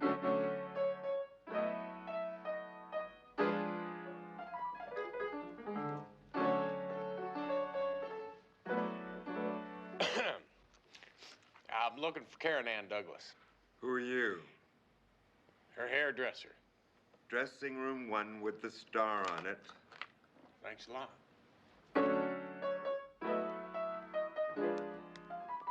You think that I killed him? That I put nitroglycerin in that bottle? I don't even know how to spell nitroglycerin. Knowing you could have paid someone to do it. Ugly little pygmy. I don't like being called names.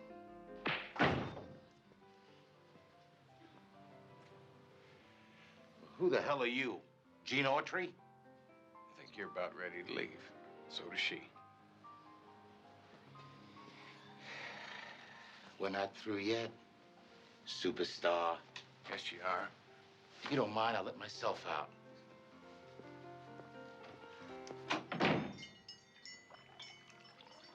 You all right?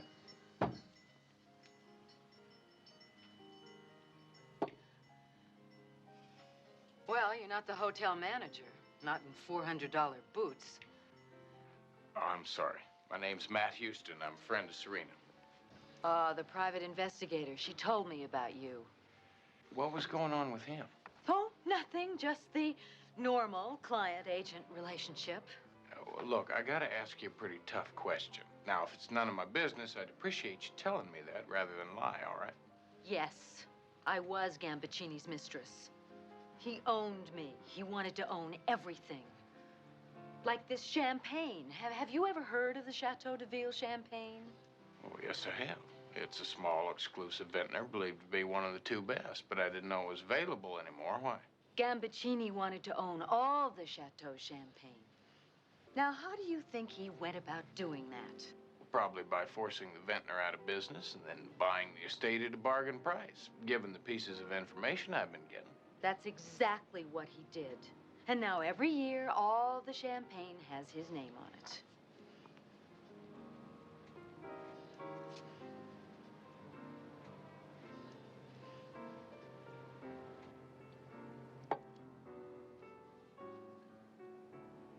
That's a pretty girl. That's your kid sister? Kid daughter. You know, Gambaccini kept a record of every bottle corked. Well, you knew his wines. So do you. He also kept a record of every bottle he ever gave to anyone. It's sort of ironic. He was gonna christen his ship with his champagne, and instead it christened him. Ready, Miss Douglas? Now, why do I get the impression that things weren't perfect in paradise between you two?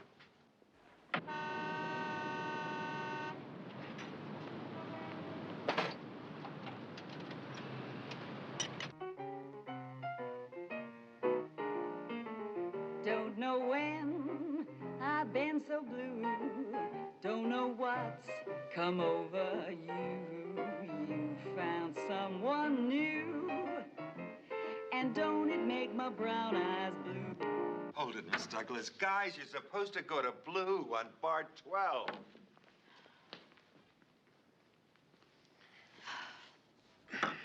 Anyway, he was a pig. He used a hidden camera to make tapes of all the women he seduced. I'm the star of one of his more elaborate productions. Well, that's just great. I mean, that's real great. So you're just like the champagne, right? He wanted you all to himself, and the tapes were his guarantee. Did you really have to stay with him? You think nobody cares what anyone does in bed anymore? That depends on who or what you're in bed with, doesn't it? I have a career. I'm America's sweetheart. If that tape gets out, I'm finished. I hope you realize what you're telling me makes you a prime candidate for killing him. Hardly. He told me that if anything happened to him, anything, that tape would be released within 48 hours. You think he'd do that? Bet your sweet AstroTurf he would. Okay, once more from the top.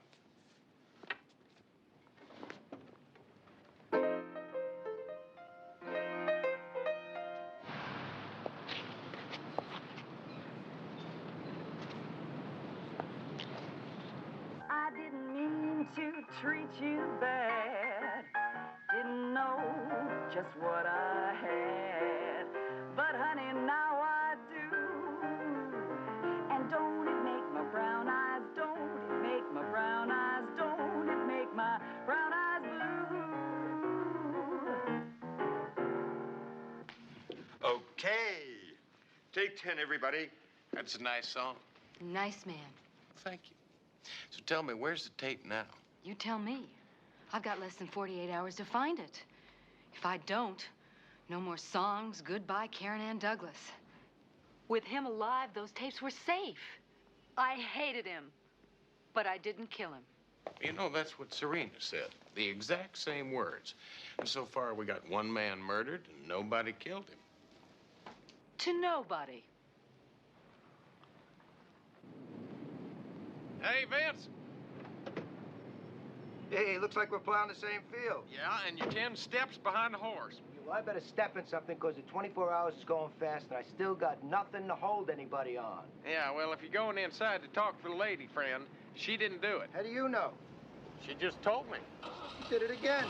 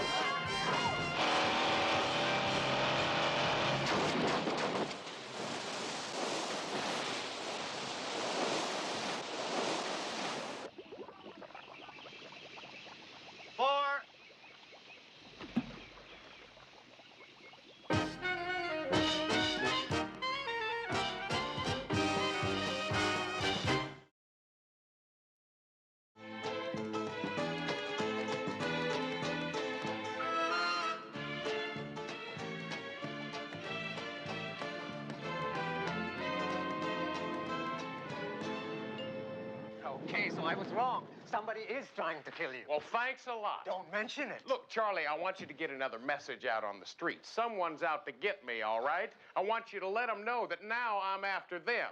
I ain't fond of being shot at, and I hate having my cars busted up. Now, you spread that around, you hearing me?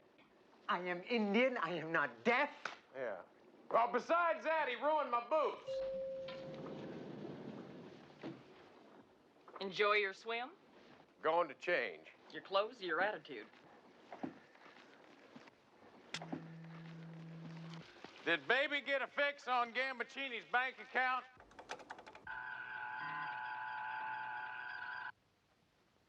$2,456 with 9 zeros lira after it. Yeah, well, the 2,456 I can understand, but what do all those little O's mean in paycheck money?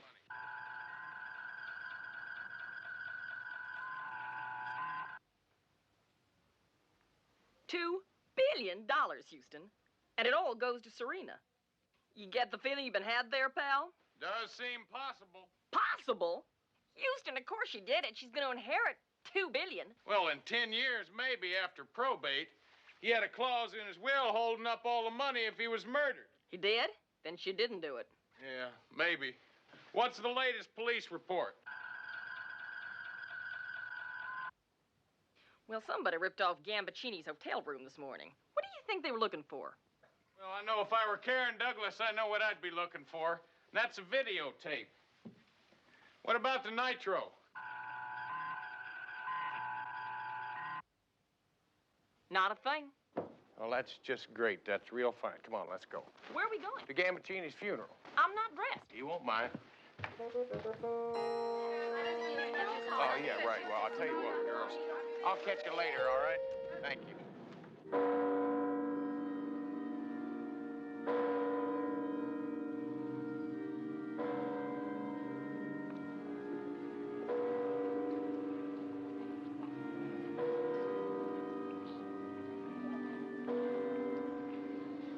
Houston figures if all your suspects are in one basket, you better watch that basket. Now, Serena inherits $2 billion only if he dies a natural death. So she wouldn't want to kill him. Karen Ann's career goes down the old tubes if he dies, so she wouldn't want to kill him. Karen's Cody's only client, and if she falls, he falls. So he wouldn't want to kill him. And Wildcat invested a fortune in Gambaccini, so he wouldn't want to kill him. So, Houston's problem is, no one in the basket figured to kill Gambaccini. That's Houston's problem. My problem is, sometimes I can't figure how Houston figures.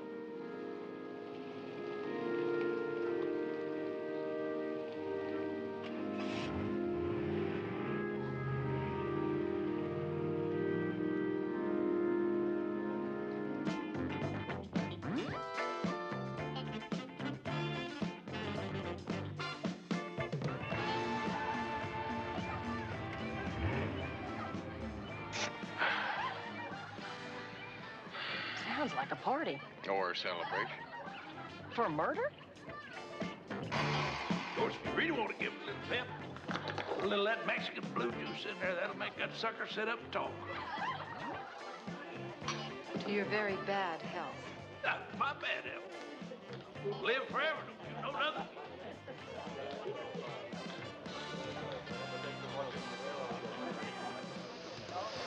Best looking group of ladies you ever brought by, Taffy.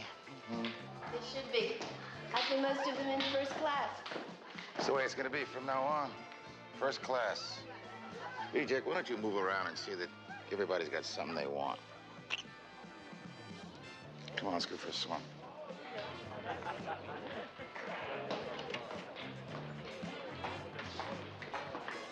CJ, why don't you look around and see what you can pick up? Love to. I was talking about information. So was I.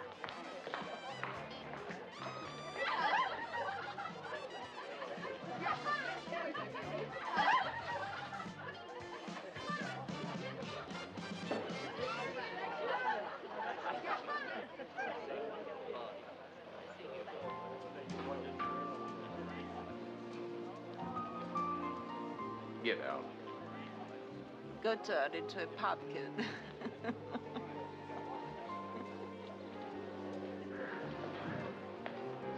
What the hell are you doing here? Trying to have a little fun. Why live a lie? You mean like the one you did at the funeral? I mean, you come into my office pleading for help, crying about how innocent you are. Then I find out you tried to knock off your old man in Paris a couple of weeks ago because he was about to cut you out of his will. I didn't kill him. Didn't you? You see, if he cuts you out, you wouldn't get a dime. Now, you may have to wait 10 years, but you still get $2 billion. Now, why don't you tell me again how you didn't kill him? I didn't kill him! Yeah, somehow the magic's gone out of the way you say that. I needed every edge I could get, darling. I see. And I'm your edge? Amore, Houston, don't abandon me now. You're the only one I have left. Then, lady, you better get yourself out of here. Because the way I feel about you right now, they could get you for impersonating a human, and I don't believe I'd argue it.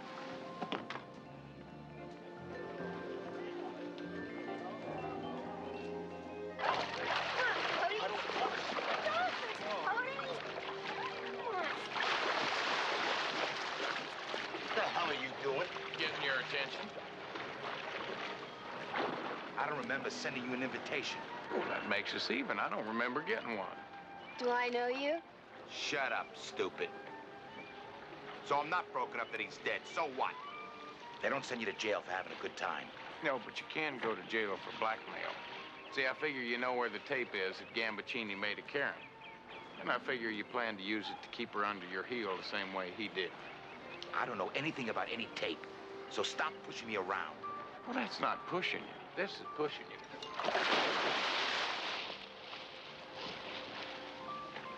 See the difference?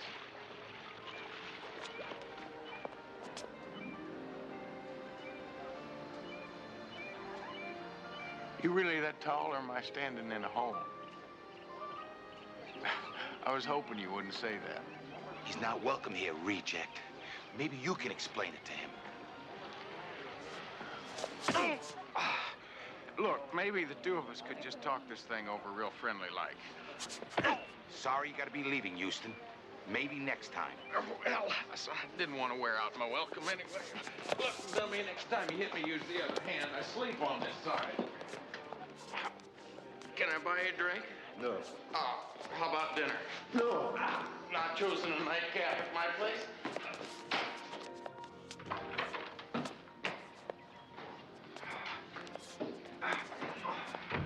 Come on, country boy. Are you sure you can't talk about this thing? No. I don't like your face. Well, me neither. It's a terrible face. I think your nose should be moved. Oh, well, I wouldn't go quite that far. I would.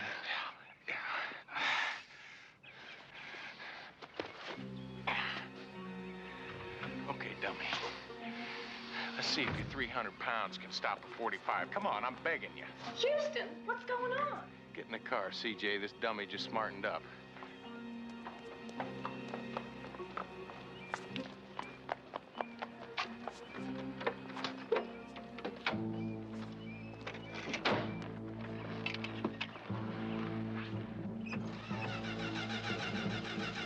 Bang! Houston, this car does not start. Don't do this to me. I'm not doing anything to you. Start the car. I can't. It's flooded. Well, then floor it. It is floored. CJ, do you want to die? Not particularly, Houston. Then turn on the key.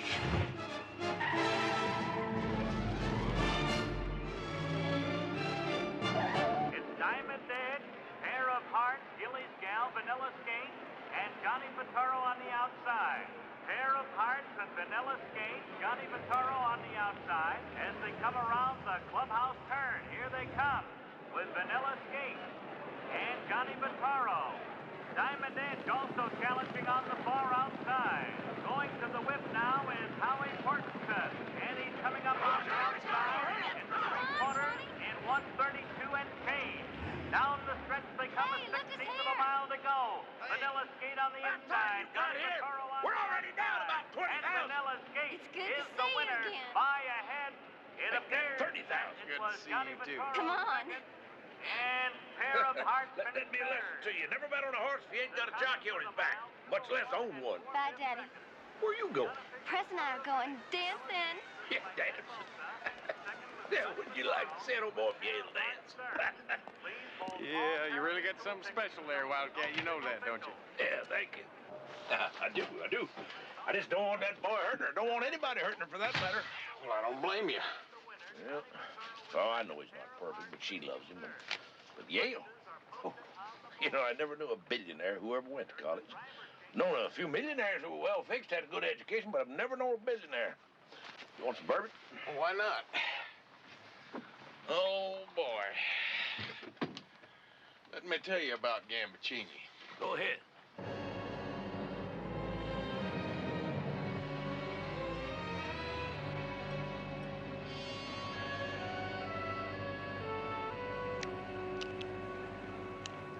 So you have to find out who switched the private bottle of champagne for the one with the nitro in it, huh? That and who had something to gain by having him dead. That lets me out. Boy, when he blew himself to buffalo chips, he blew me right out of $10 million I had invested in that boat of his. Oh, what about the insurance? The insurance might cover the hull, but the boat goes into his estate. It could take 10 years to probate that estate. Meanwhile, you got 250,000 tons sitting there rusting up. Any way you look at it, I blew $10 million. I got a lot of money, don't get me wrong. But ain't nobody can afford to lose $10 million. Is this his? Yeah. He gave a bottle of that to everybody he was doing business with. And you believe it? A billionaire who owns a winery giving it away one bottle at a time. Well, let's pop it and drink to his health. Oh, no. No. The way I figure, that's a $10 million bottle of bubbly right there. And when I pop it, it's going to be for something special, like tomorrow night at Laurie's birthday party. You be there. We'll pop it, boy. I'm going to be there if I can, Wildcat, but right now I'm so lost I can't find my way out with radar. I mean, the truth is the man was pure skunk. I mean, everybody hated him. The only one who had good reason to kill him is my client. I just don't know. You got any ideas? Me? Yeah, let's punt. That's the wrong sport. Yeah, well, my horses wouldn't know the difference. Let's get out of here. Hey, don't tell me you're one of those people who leaves the races early just to get a jump on the traffic car. You don't think so, what? What's he up to?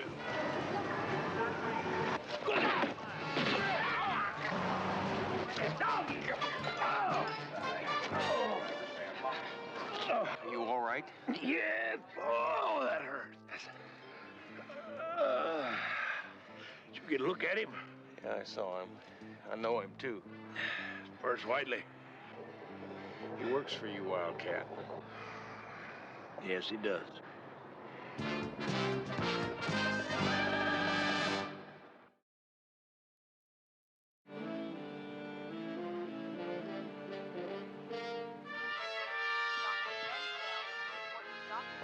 All right, that's enough. Any more bandages and I'll look like a darn mummy. Well, about what? You got shot in the shoulder? He'll live.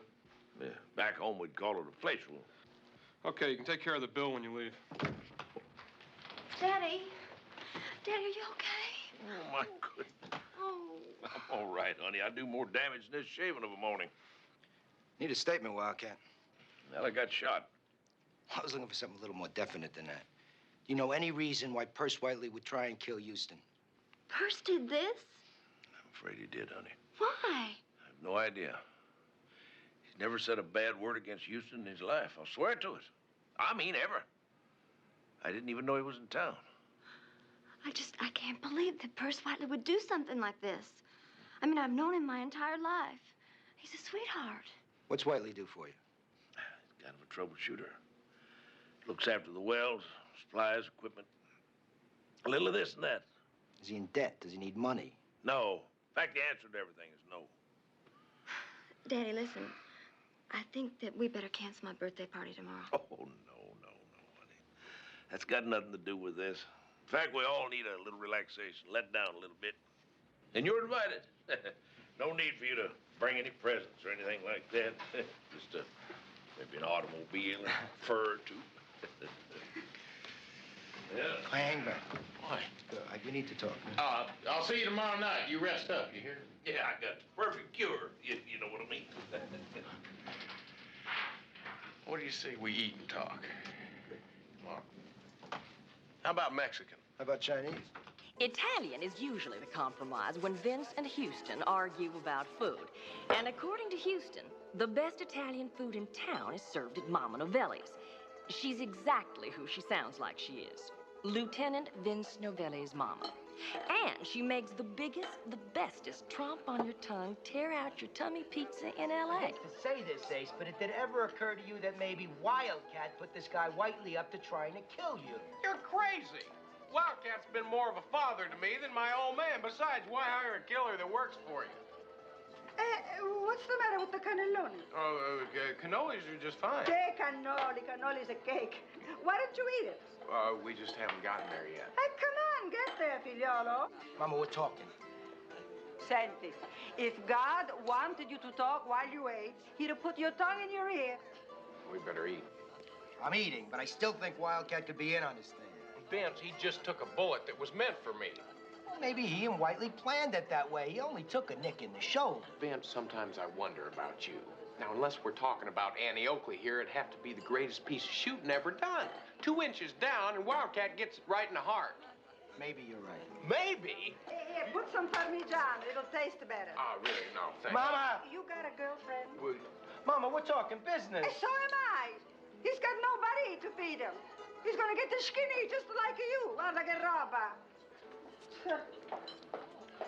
Look, Vince, the whole point is if Wildcat wanted me dead, he sure wouldn't push me aside and take a bullet that was meant for me. Now, Whiteley's working independently, or he's working for someone other than Wildcat. Now, maybe somebody hired him to make it look like Wildcat was behind it, but the question is why? Well, we got an all points out on Whiteley. With luck, we'll have him soon. Well, you better shoot for more than luck, pal, because I'm getting awful tired of serving up second helpings myself to this fella. So, what do you want for dessert? I'm fine. Dessert is sugar. It gives energy. I got plenty of energy. Oh, you have so much energy, eh? Why you have only 4 kids? Because I only want 4 kids. Hey, I speak to your wife. We want the 5. Okay. Here's the way I see it. We got Gambaccini dead over here, Perce Whiteley trying to kill you over there. Guess who's in the middle? Him? So, if Whiteley's trying to kill you, maybe he killed Gambaccini. Maybe.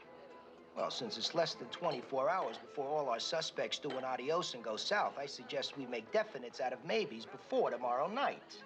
Fine, let's wrap it up by tomorrow night. Hey, why didn't you think of that? Look, really, I'm just fine. Sure, another one that's fine. The two of you together, you couldn't beat up a waiter. Siete due grissini. Figliolo modesto.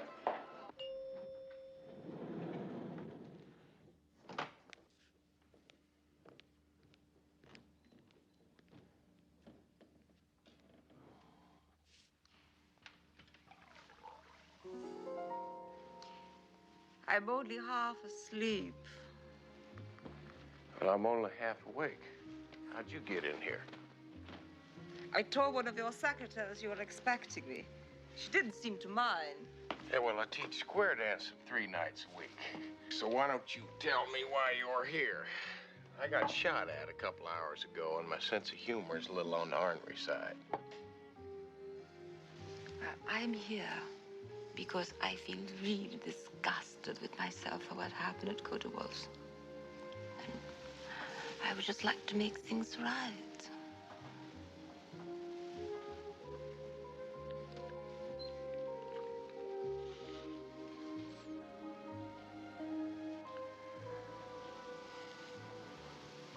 So far, so good.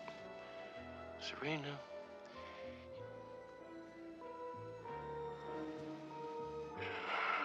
Never mind.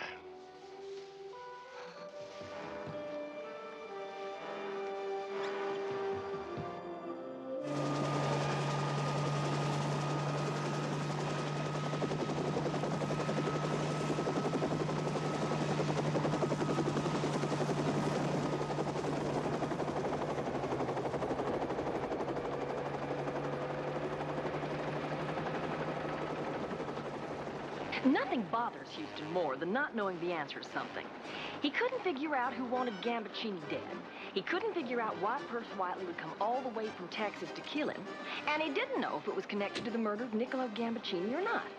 I knew this case, this one, was really getting to him. Then again, maybe it wasn't getting to him.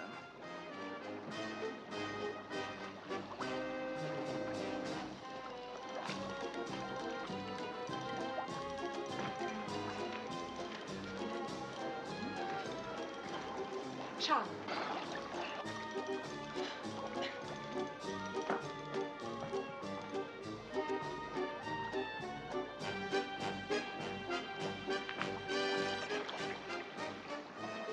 But you still haven't found Perce Whiteley, and you still don't know who searched Gambaccini's rooms. No fingerprints, no nothing.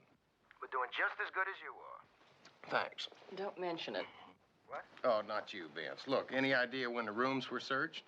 Just speculation. A couple of hours after he was killed. Yeah, well, whoever he wasn't wasting any time. Fine. Who? Boss, I did it! Jackpot! Jackpot! Can I call you back? What'd you get?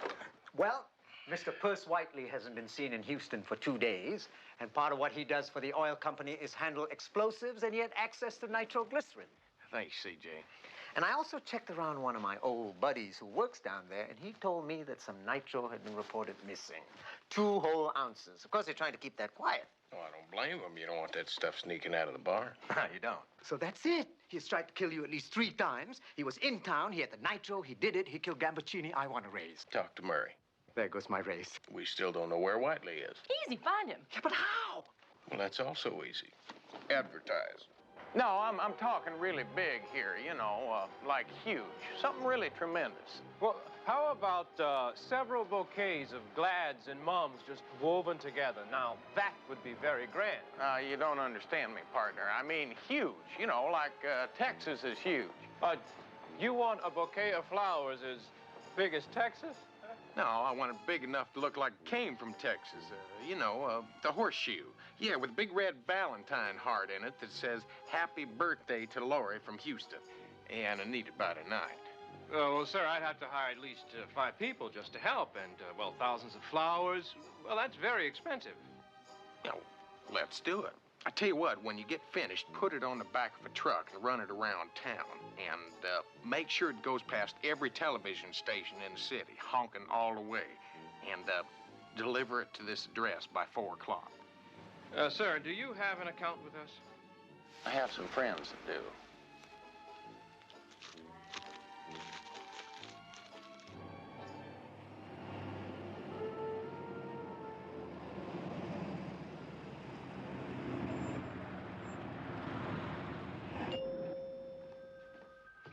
Hold it. Not now. Now.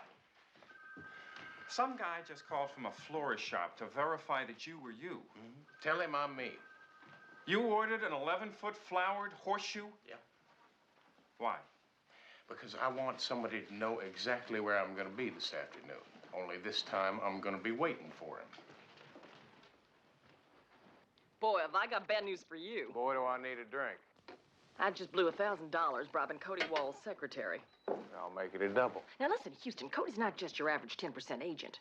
He and Carrie Ann are partners. They split everything 50-50. Fine. Now he's got 40% bigger reason not to kill Gambaccini. In other words, I just spent $1,000 to prove he had no motive. Not in other words, in the same words. Nobody had a motive. Yeah, including Perce Whiteley, but somebody hired him. The question is why. Well, we know it isn't Karen Ann Cody or Wildcat. Yeah, so the only one who's got a motive is my client, Serena. But I just don't think she did it. Did you get a hold of that news tape? Just came in. Why don't you put it up? Goodbye, Daddy. I'll see you in hell. Dear. That kid's got to be innocent. Would you pick a fight on television with someone you were just about to murder? Well, I would if I needed a good reason to get far away from a full bottle of nitro. Now, there's that champagne again. It seems like every time I turn around, somebody's got a bottle of it. Volevo usare l'annata della sua nascita. What was that? I can't make it out. Should play that back. Louder. Volevo usare l'annata della sua nascita. You knew that, didn't you? Who knew what? Yeah, baby, translate that.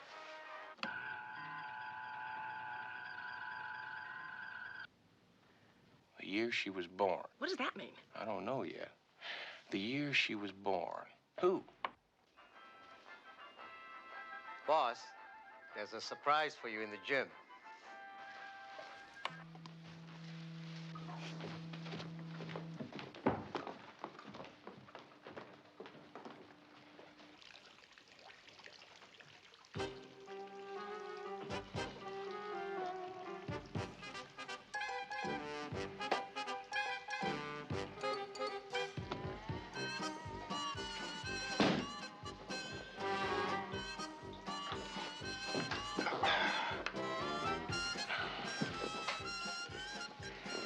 $10 is $10.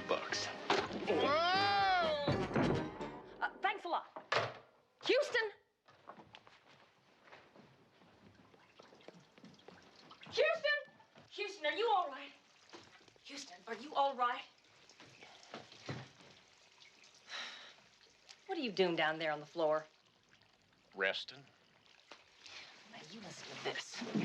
Cody has just filed a legal action to prove that Karen Ann and Gambaccini cohabitated for years.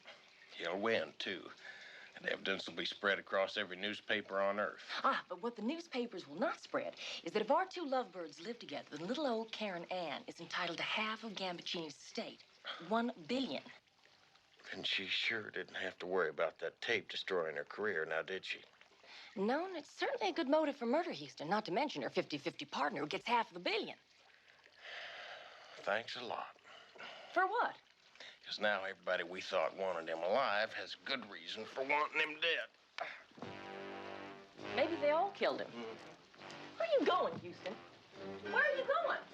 I'm going to Cody Wall, see if I can find those videotapes. I want to know who's on them. I also want to know if he happened to hire a man named Perce Whiteley. Charlie, follow me. Hold it. In a minute. CJ, have you had lunch yet? No, but I'd love to. Good. Murray, take CJ to lunch and put it on my tab.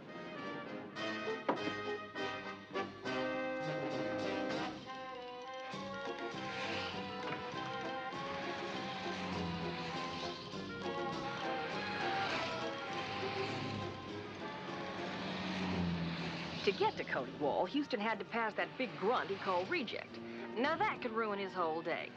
I knew he'd think of something, but this time he knew it had to be something really big.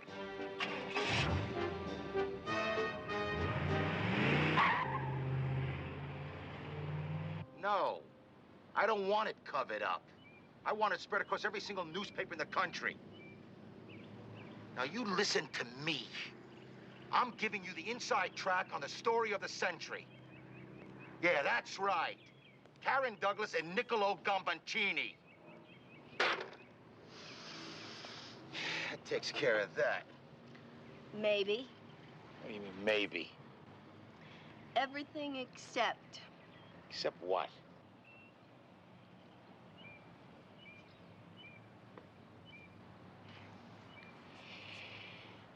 I'm an attorney, you know that. You're trespassing and threatening my life again.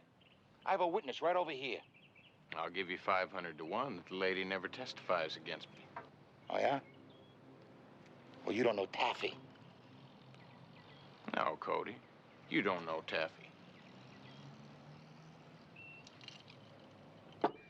I think I'll go buy a pair of shoes.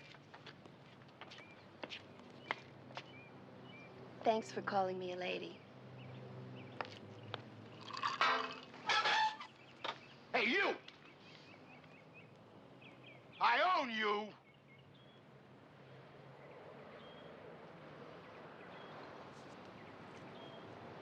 Okay. Beat me up. Go on. Punch me around. Well, if I didn't think you'd enjoy it so much, I might be tempted. Now, why don't you tell me again how you didn't have reason to kill Gambaccini? I didn't kill Gambaccini. Fine, you hired Perce Whiteley to kill him. Who's Perce Whiteley? Still don't know who Perce Whiteley is? Why don't you break everything in the whole house, huh? How about that one? That one's real expensive. I know, that's why I saved that one for last. Now, what about Karen Ann? Maybe she hired Whiteley. Go ask her. I will. Now, you tell me about the other tapes. What other tapes? You remember this one? It's real expensive. Now, you better start talking to me or I'm going to break it over your head, which is not real expensive. Okay. He had other tapes of a young girl he took to Paris. He got her stoned on angel dust and he made her... You know what I mean. Yeah, I know what you mean. Gambaccini said he was going to show the tapes to her family. He said he was going to ruin her twice, once in Paris and once here. And that's all I know. Who was the girl? I don't know. I really don't know. Well, then you tell me something else. You tell me why a man with more than $1 billion went around destroying people's lives. What the hell was in it for him? It made him laugh, that's all. It was the only thing left that made him laugh. Really make my skin crawl, you know that? So I'm not the nicest person in the world. So what? When I get the money, I'll buy nice.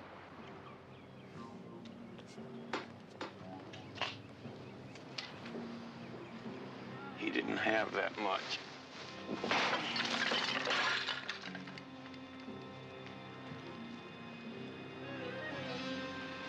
Reject!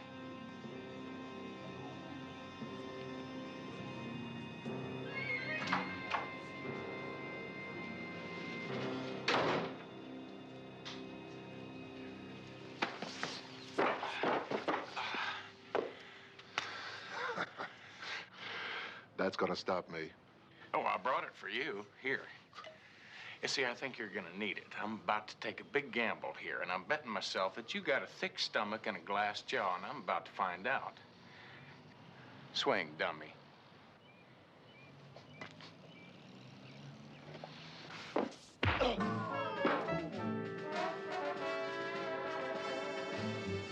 I think I just lost the bet.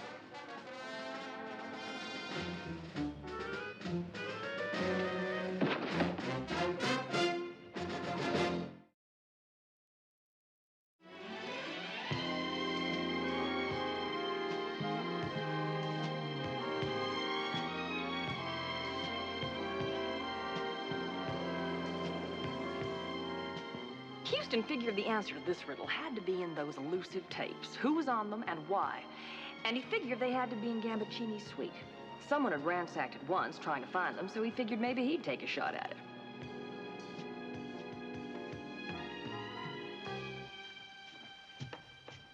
How you doing, Houston? Pretty good. How's Monica? Oh, fine. How about the kids? Oh, wonderful. Good. I need a favor. Uh-oh.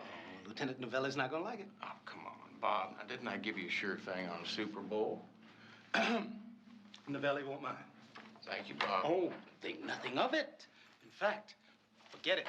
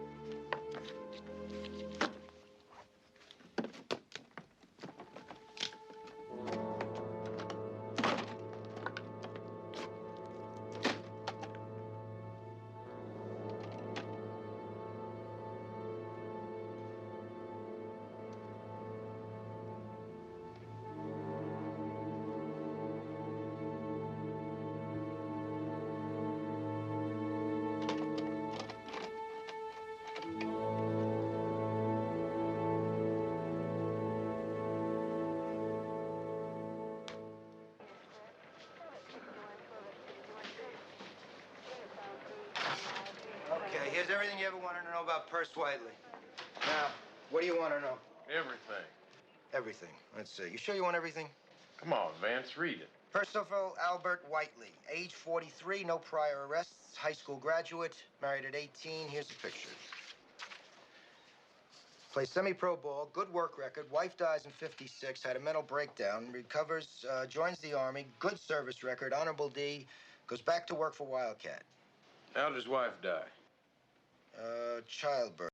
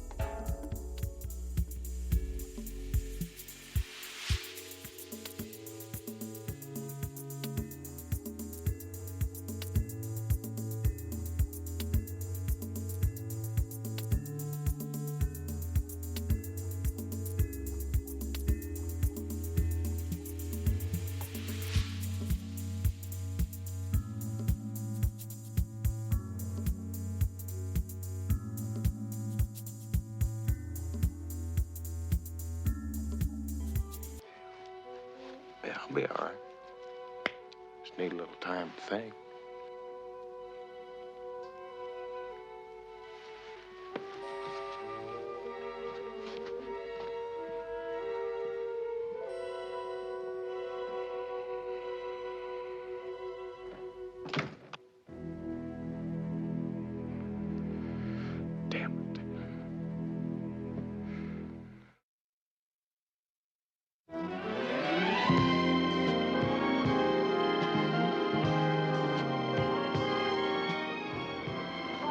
Daddy, it's beautiful. Beautiful party for a beautiful girl. Thank you, Daddy. Oh, don't you know he paid $1 or $2 for this sucker? Ooh, it's a big boat. Move it, will you move it? We only got a couple hours before the party starts. Jerry, set up the dance. Boy, Get those tables that's up about here. the biggest present I'm gonna get. Isn't it pretty? Yeah, you should have seen the horse they took it on. Wildcat! Hey, look at here. Hey, she just loved it. So did I. Yeah.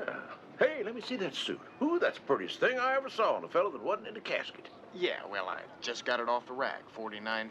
Yeah, I believe you. Per button. How's your arm doing? Oh, it's good. I've had sunburns that hurt worse than that. There goes my whole life, boy. Ain't she something? Yeah, she is. She is something. Well, I'm about to pop the cork on a $10 million bottle of champagne. I'd like to have you join me. Well, you pop it. I'll be right back.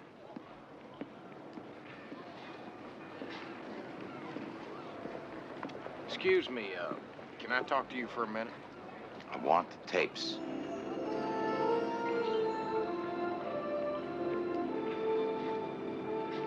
Got a little something for you.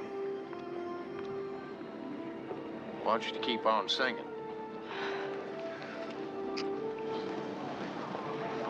Thanks, cowboy.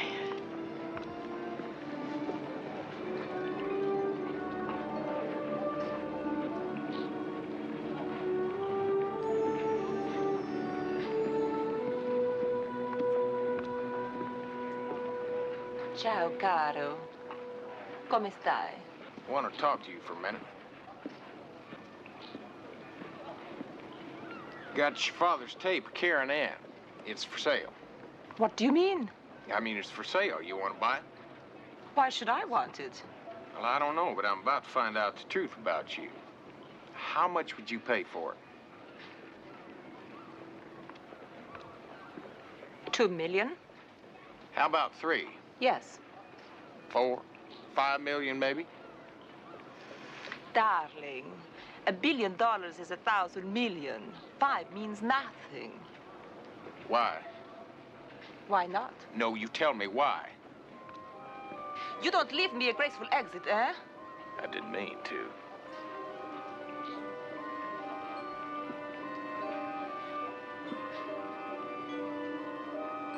I hate her. I want to control her. I want to have her in my hands. I am my father's daughter. Goodbye, Serena. As far as you're concerned, my number's changed. Do you have the tape, Houston? Houston! Houston! Is it for sale? Don't ask me. Ask her.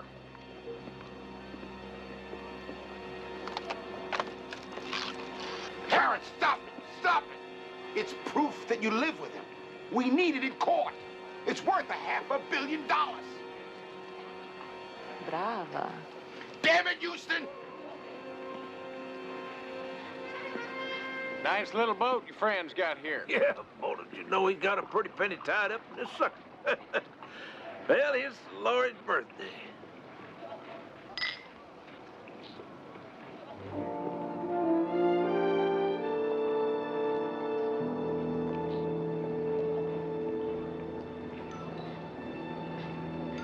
$1 million bubbles, they don't really taste that good, do they? You know I love her, don't you, Wildcat? I mean, you've been half father, all friend to me all my life. You know I'd never do anything to hurt you or your family. I know that, boy. Yeah, well, this isn't easy. It's taken me a while to figure out how to tell you, but you gotta understand why I have to say what I'm about to. Say what? I know what you did, and I know why you did it. I just don't want to be the one to hand you over to the police. Well, you keep talking, but you ain't said nothing yet. Wildcat, what are you doing to me? I said I know. And I say you're on the dance floor. Now, you either ought to dance or get the hell off of it. All right. You killed Gambaccini.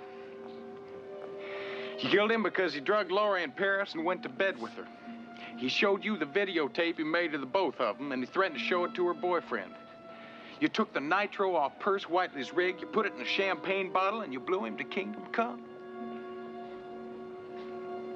You telling me I'm the one that switched the bottles? No, Wildcat, you're telling me. And that's the second time. Whoever said anything about the bottles being switched except you? That's pretty slim proof, boy. You'd have to have an awful lot more than that. Yeah. Laurie said she was back east. Immigration says she was in Paris. Any law against taking a little trip to Paris? Look at the bottle, Wildcat. It's got the year she was born on it, 1956. The same year that Gambaccini wanted to use at the christening. So it's 56, so what? He gave you a 71. Here's his record. Now, how could you have that bottle unless you were the one that switched them? It's the wrong year.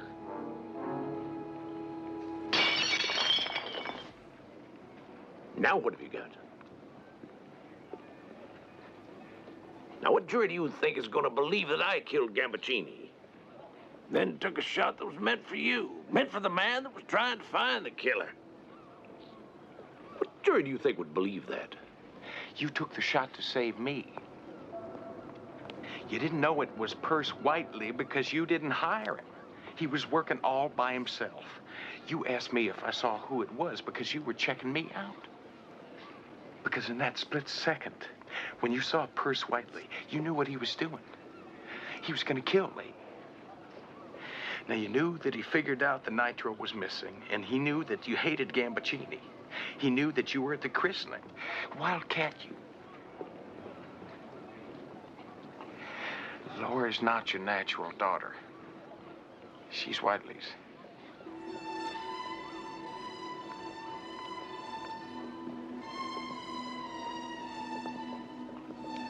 You're right, of course, boy.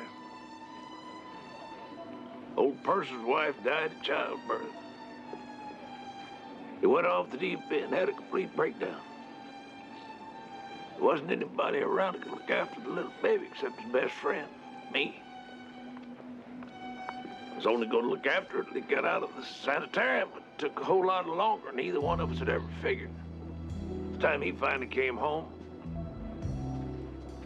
I was the only father she knew. Neither one of us had the heart to hurt her. So we just both raised her and loved her all her life.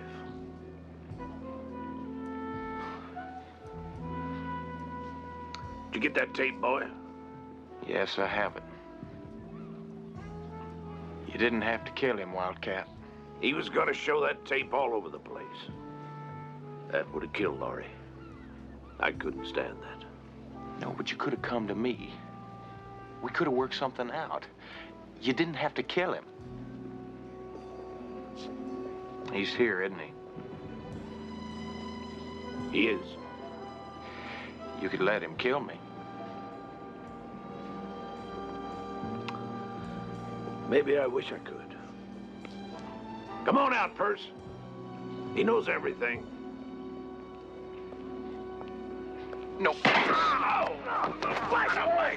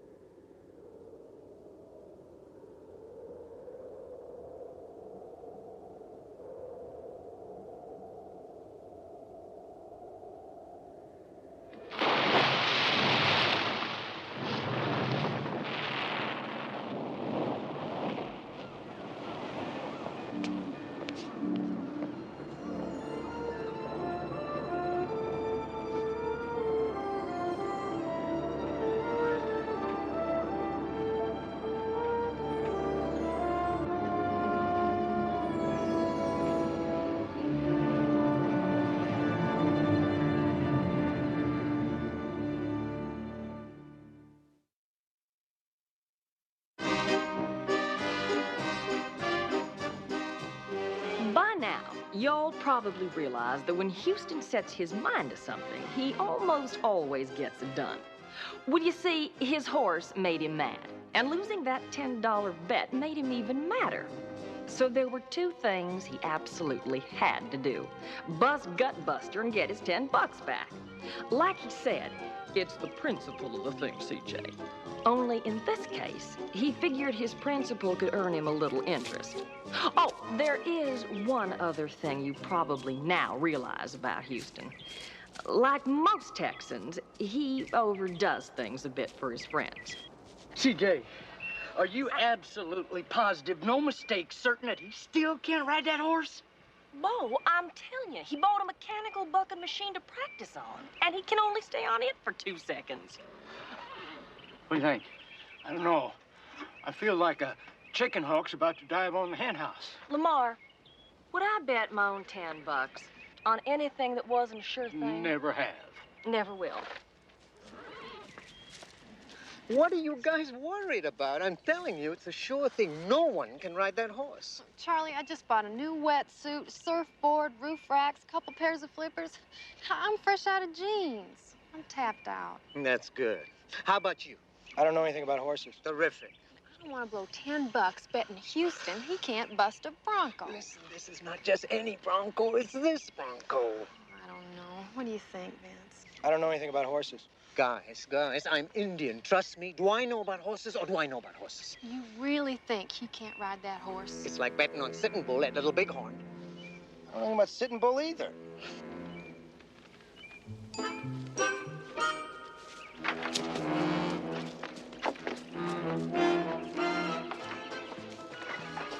Well, don't just sit there.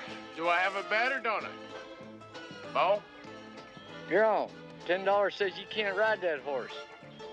Lamar? Same bet. How about you, CJ? I'm in. Charlie?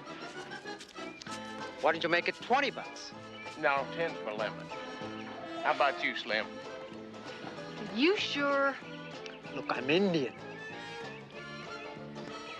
Bet. Vince? I don't know anything about horses. But $10 says you can't ride them. Thank you, Vince.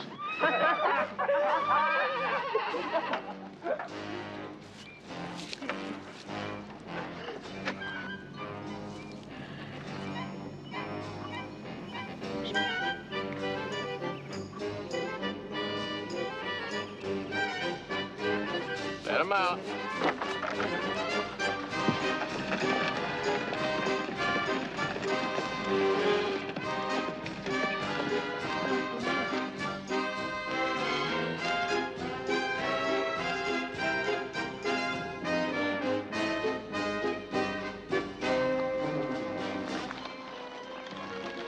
Thank you.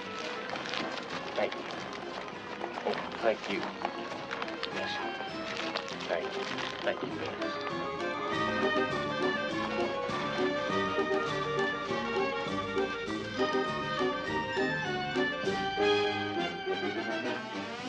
Any questions? Yeah, I got a question. What'd you whisper in that horse's ear? Well, I just told him that if he didn't trot around this corral as easy as a Tennessee walker, I'd kill him. You wouldn't kill that horse. Well, of course not.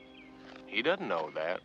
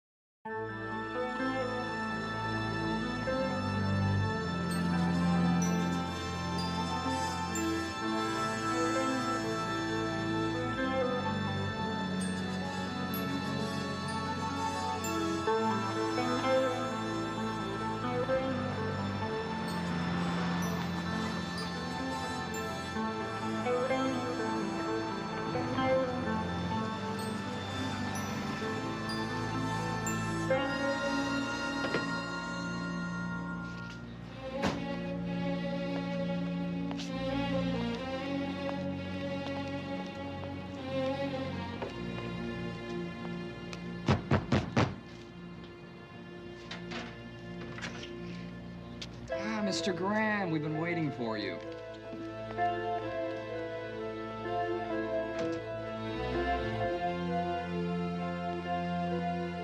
Well, now that everyone's here, Mr. Brodax will join you shortly. Let me guess. We all got the same telegrams and the same copy of Brodax's latest edition.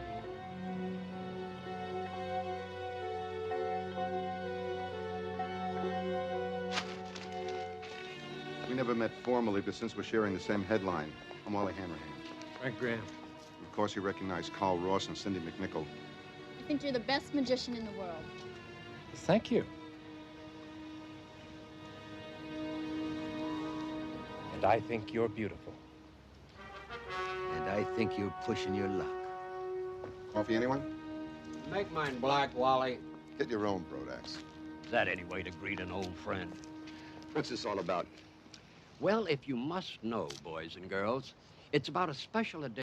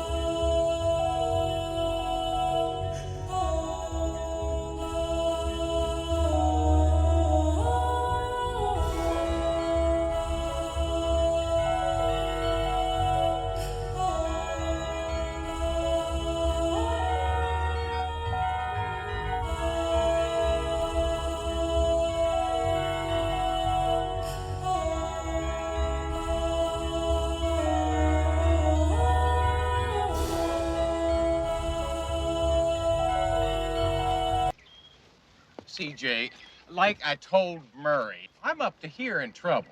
I've got 15 head of calves stranded up in White Pine Meadow. Houston, it's Johnny Randolph. His dad got in the way of a murder attempt. He's been badly hurt. Now, don't you worry about them chaffs, Houston. Just take care of them for me, would you?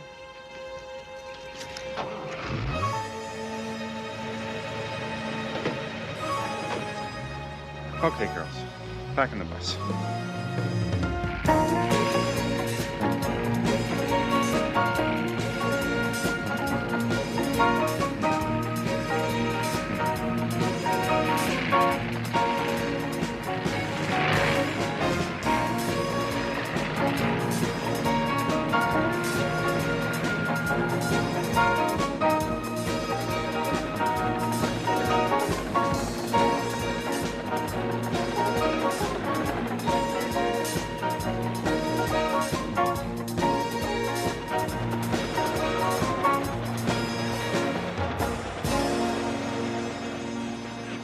Ron Randolph was more than just Houston's landscaper. He was an old friend. And one thing you have to know about Houston, he doesn't like it when his friends get hurt. CJ, why don't you call ahead to the house? Let them know you're going to investigate? I already have. Thank you. Oh, Johnny. Easy, buddy. Come on, let's go sit down for a minute, all right?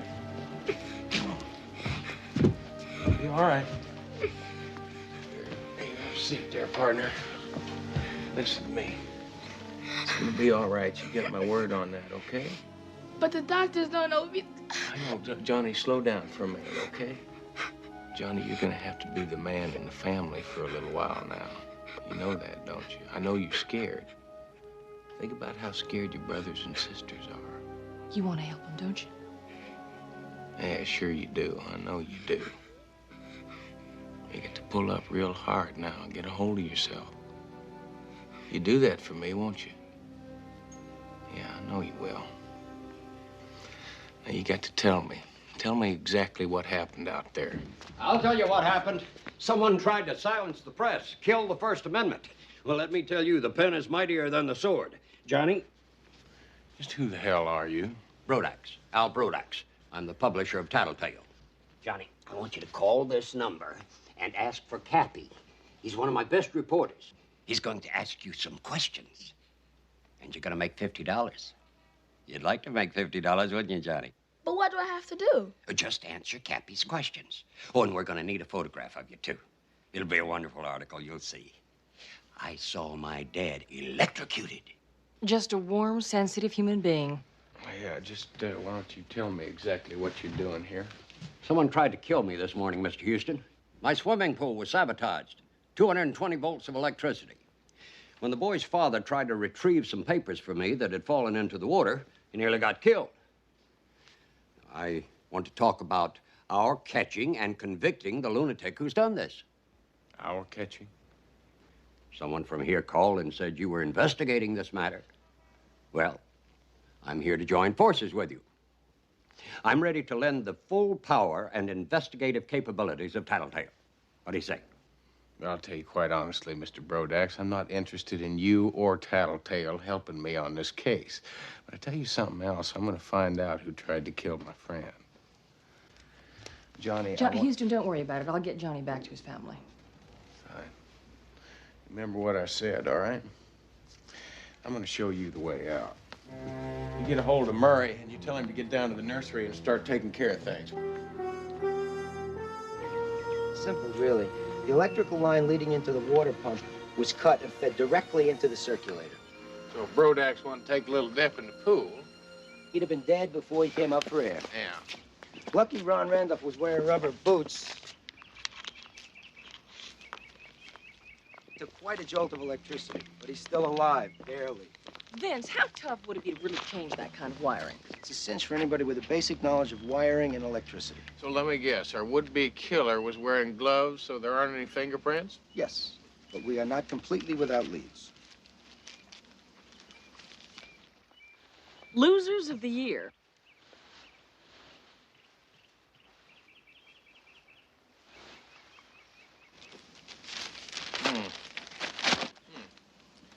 Sounds like our friend Brodax was very good at winning friends and influencing people.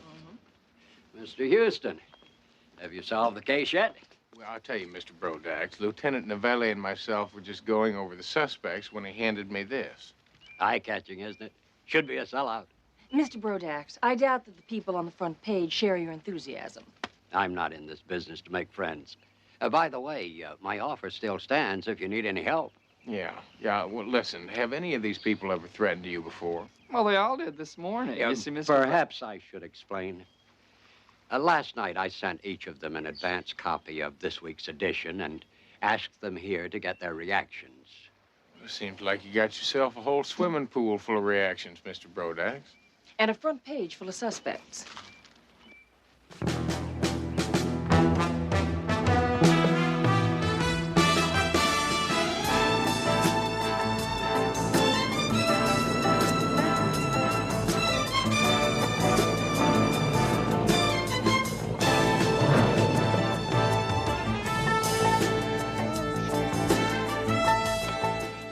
All that was going on, Houston wanted to make sure everything was going well at the nursery while Johnny's father was in the hospital. Dad. Oh. Phone. Excuse me. Houston Enterprises. Check that. Randolph Nursery. Yes, of course, I'm sure. Now, what is it you want? Cannabis sativa? Is that a fern? Or a plant or a bush? None of the above? Well, something you smoke? No, we do not carry that in stock. Do you know what that... Oh, I'm sorry. Miss, excuse me, please. Here, look, have your dress cleaned on up, all right? And come back. And bring an umbrella. Murray. I'm sorry. Houston, I need help. Murray, Beverly Hills is full of shrinks. Not that kind of help. It's this business. Ron has got a monumental backlog of deliveries. Well, it looks like business is just fine. I mean, a little soggy, but fine. Houston, Ron is in the hospital. He has delivery problems. I have been on the phone for an hour trying to hire a delivery person. There are none. Our society is devoid of delivery people. If I were not a sane, rational person, I would say that there is some kind of fiendish plot. Maybe there is. Murray, listen. Get Bo and Lamar on the phone. Have them get their tails out here and give you a hand. Oh, no. No, please. Now, listen. Murray. Murray. Now, it's either Bo and Lamar or a shrink, and shrinks cost $85 an hour. Now, if CJ calls, you tell her I'm at the hospital visiting Ron. Now, you just take it easy, Murray. Sorry.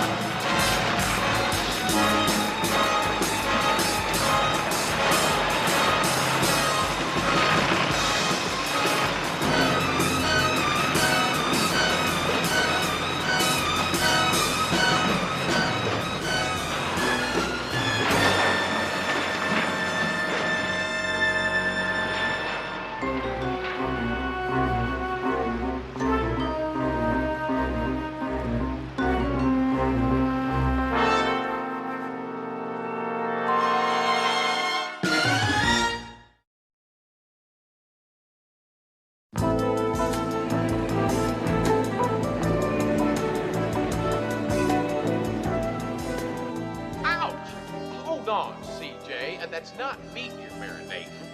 Ow! CJ, you're trying to kill me or something. CJ! Oh, what is that on there? Burns like acid. It's acid. Just kidding, Houston. Thank you, Mary Ann.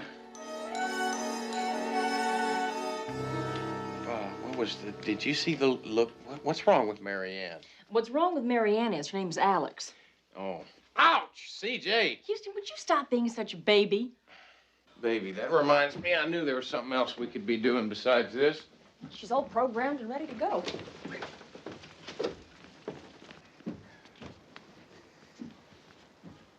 Did you get a chance to talk to Ron Randolph? Well, I called the hospital. They said he's in pretty rough shape, but they believe he's gonna make it. Well, that's good news. You bet it is. Okay. What do we got?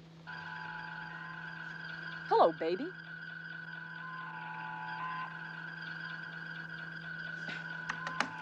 First up, Cindy McNichol, Miss July for Sultan Magazine.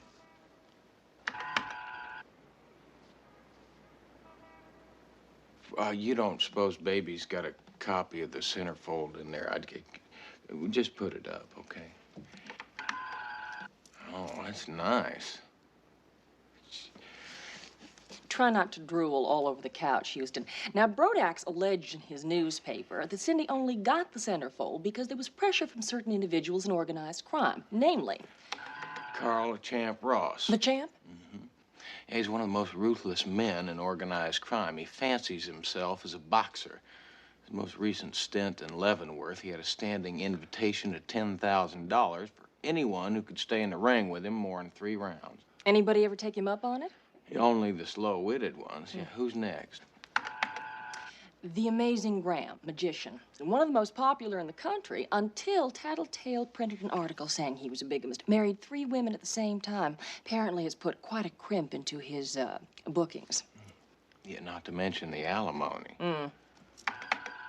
And last but not least, Wally Hanrahan. Con artist extraordinaire. Used to work for Brodax. In fact, used to come up with all kinds of circulation building gimmicks. Such as? Such as the ultimate diet. Lose weight while you're sleeping. 30,000 pigeons bought that one at $10 a throw. Anyway, Brodax became a witness for the government, and Hanrahan went to jail. Mail fraud. So, these 4 people on the cover all sued Tattletale and lost. Is there anything else about them that they have in common? Yep. All of those stories are true. Come on, CJ. I think it's time we go see Mr. Hanrahan.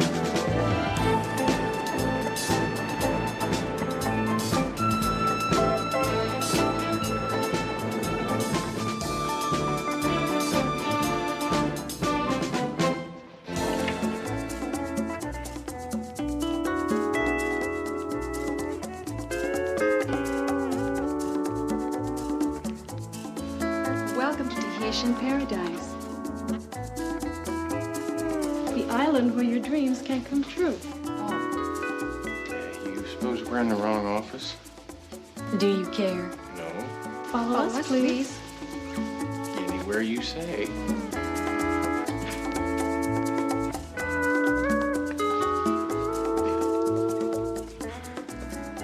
Aloha, my friends. Welcome to the quiet and serenity that can only be found at Tahitian paradise. Welcome to the opportunity to own your own piece of a tropical South Sea island. I know what you're going to say. You can't afford a luxury condo. Wrong. Anyone can. For peanuts. How? By sharing the cost with 51 other fortunate owners. Yes, for an entire week, every year, you can bask in the sun, swim in the seas of romance. Rub shoulders with ex-cons? Who are you? My name's Matt Houston. This is C.J. Parsons, my associate. We'd kind of like to talk to you about Al Brodax. Oh. Sorry, kids. False alarm. Take 10. Brodax, huh? Yeah, well, I heard somebody try to kill him this morning. Too bad they missed. We understand he isn't your favorite person. I made his paper with my promotions. And then you made one promotion too many. The Ultimate Diet. Yeah, well, Brodax was in it as much as I was. Only he kept better records. I guess you might say he was smarter than me in those days, see? I trusted him. Sounds like a good motive for murder. Sure it does. And I would have killed him 3 years ago when I first got indicted, or even after I got out of jail. But now? Are you crazy? This Tahitian paradise thing is a gold mine. And legit. Well, Brodax swimming pool had to be wired sometime last night. I don't suppose you'd mind telling us where you were last night. Leilani? Kamalani? The gentleman wants to know where I was last night.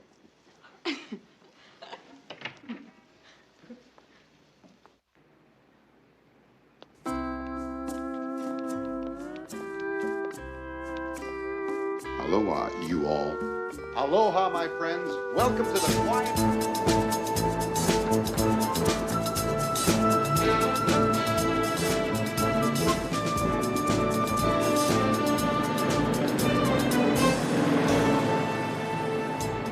Three most attractive parts, I might add.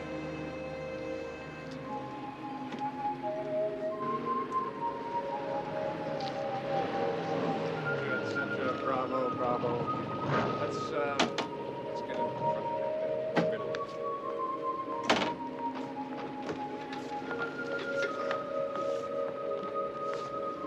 And now, ladies and gentlemen, what we have here is a trunk. What we also have here is a beautiful lady. We put the beautiful lady in the trunk,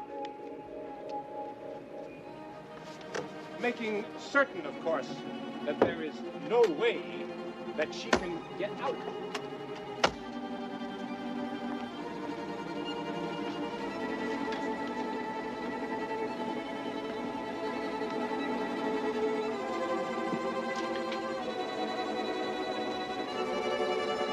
One,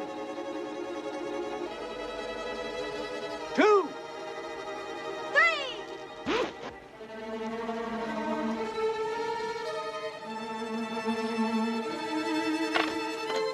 What do you want to do? He's in the box now.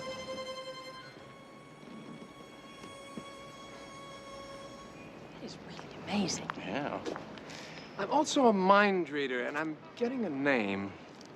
Dallas? No, Houston. Matt Houston. Yeah, Vince Novelli told you I'd be coming by. Now you know one of my secrets. Yeah, this is C.J. Parsons.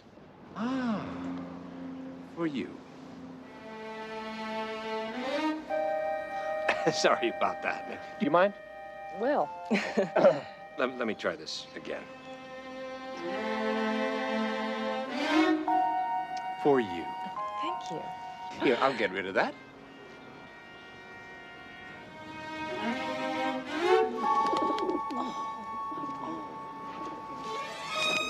Nice place to roost. That's wonderful. You're full of tricks. Well, why don't you stick around and catch my show? I have a matinee in an hour. Well, that sounds like fun. Yeah, listen, I hate to be the one to throw a cold bucket of water. But you want to know if I was the one who tried to kill Brodax, and the answer is no. Now, if you want to ask me if I felt like killing him, the answer is yes. Bigamy is definitely not a good image for magicians. Neither is murder. Which leads me to the classic question. I left this theater at midnight and went straight home. Alone? Are you kidding? Can a man with 3 wives ever be alone? Now, if you'll excuse me. I do have a show to prepare for.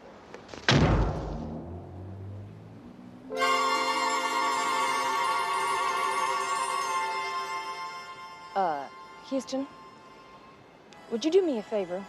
What's that? Don't ask me to follow that man. Right.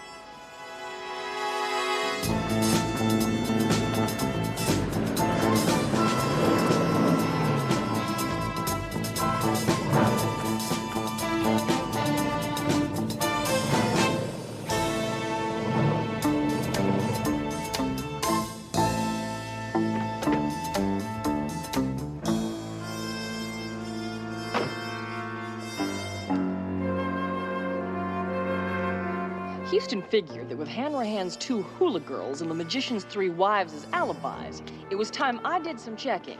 Meanwhile, he went on alone to keep his appointment with the infamous Carl the Champ Ross. Yeah?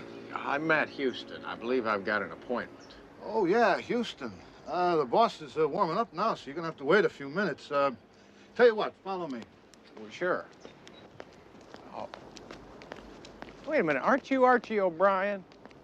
Hey, you remember me? Well, who could forget? I mean, that fight you had with Ingersoll. Oh, hey, yeah, that was some battle. You guys must have went toe-to-toe for 8 rounds, huh? Yeah, suddenly I hit him with an uppercut, and that's all she wrote. Yeah. Well, you're working for Carl Ross now. Oh, yeah, I kind of help him work out. You know, I spar with him, you know. And he likes me. I let him win. What kind of boss is he? Mr. Ross is very good to me. Look, why don't you, you can wait in here, and somebody will be back to pick you up in a minute. Thank you. I know King Tut. He does have a blue aura. You can't see it, but it's there. Is that bad? Oh, no, it's very good. In fact, King Tut always barks at people with blue auras. It means you have good karma. Let me ask you a question.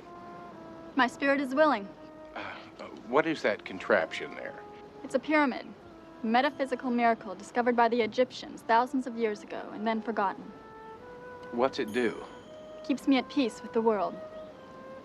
You must be the man who is coming to talk about Al Brodax. Right, yeah. My name is Cindy McNichol. I know. I recognize that your face is familiar. Care to hear what I think? Sure. I think Brodax was asking for it. He's a vulture, and somebody should take him out and shoot him. Mr. Ross will see you now. I enjoyed sharing my peace with you. Like, me too.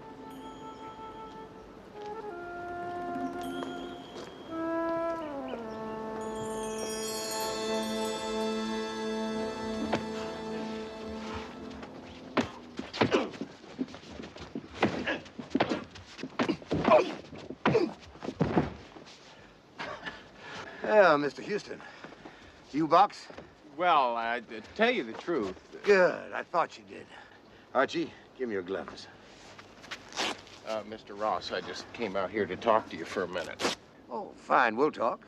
Put the gloves on and step into the ring, unless you're afraid. Mr. Ross, does it bother you that you're wearing the boxing shoes and the headgear and those nifty trunks and I'm in a suit and boots? I heard you were a tough guy. Well, I wouldn't really say that. Mama certainly didn't raise any fools. I already made my best offer. Step into the ring, and then we'll talk. You know, you interest me, Mr. Houston. You're one of the few people on Earth that has more money than I do, and yet you run around playing cops and robbers. Now, why is that? Because I enjoy it. Your enjoyment's gonna get you hurt. Watch him. He uses every dirty trick in the book. Suppose I ought to tell you the house rules. There aren't any.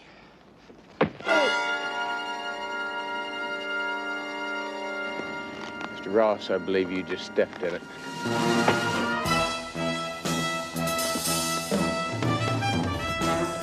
I understand you've come here to insult me. Not really. I just wanted... No, you just wanted to ask if I was responsible for the attempt on Brodax's life, huh? Was curious. I have every right to want him dead. But electrifying a swimming pool, that's strictly amateur.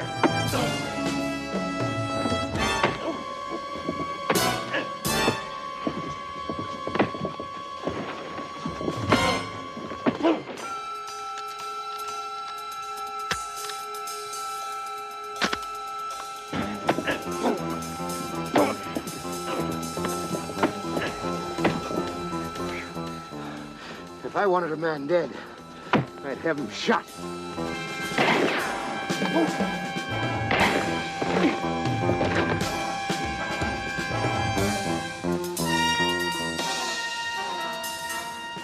Ross?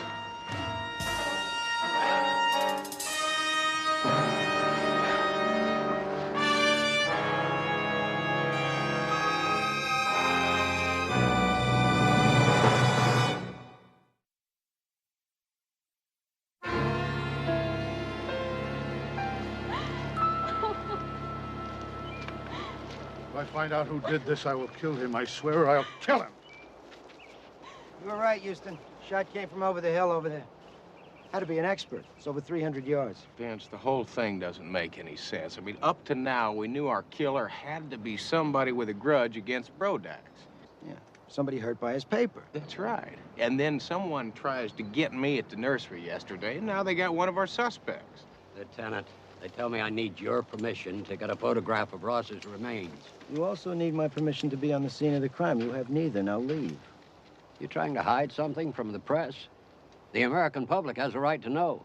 Put your flag away and get off this property before I arrest you. For what? For being obnoxious on the scene of a crime. Now beat it. Okay, I'll go. But don't think you can hide anything from me. Tattletale is America's watchdog. Vince, I didn't know you had a temper.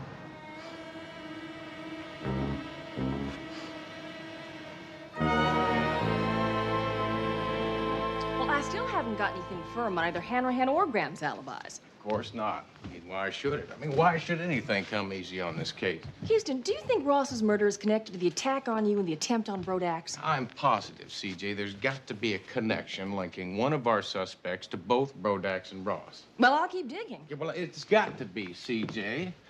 Well, got to be what? There's got to be the connection between Brodax and Ross. Somebody who wanted to see them both dead. Where are you going? I'm going to dinner. Well, Houston, I haven't had dinner yet. Of course, I'm not hungry either.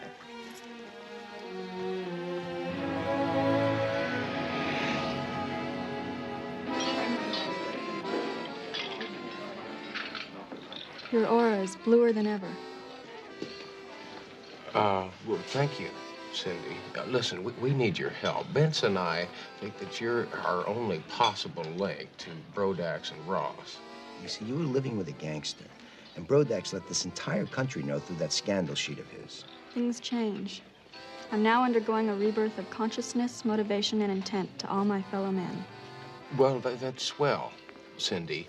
I think what Vince is trying to say is that we figure you might have attracted a self-appointed savior somewhere along the line. Like your father, brother, old boyfriend. Yeah, someone who loved you enough, someone who didn't like the way you were being treated by those fellas. You believe that Carl was murdered and someone tried to kill Mr. Brodax because of me? Well, we think that's very possible. Now, how do you feel about that? Forgive me. Meditation teaches one to observe matters from a distance. No, sit. Lost her again, Vince. Allora, did you decide what to order?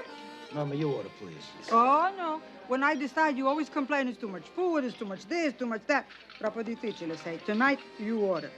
So, pretty lady, what would you like? Hey, pretty lady. Vincent, what's the matter? Oh, poverina. You both make her wait so long to eat, she faints from hunger. She didn't faint, Mama. She's in meditation. Medication you get in a hospital, not in my ristorante. Mama, it's not medication, it's meditation. She's deep in thought.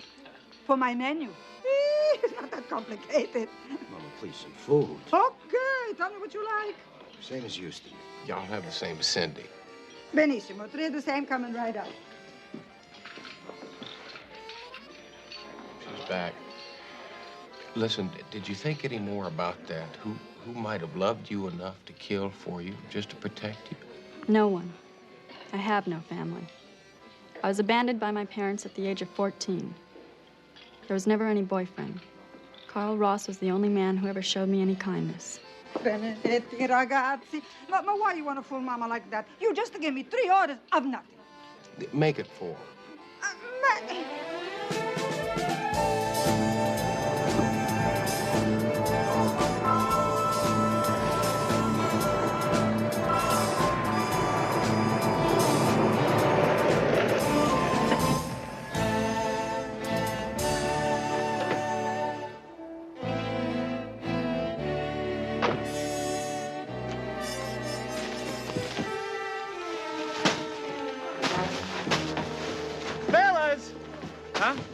No, listen, I got your order right here. No problem. 5 o'clock guaranteed.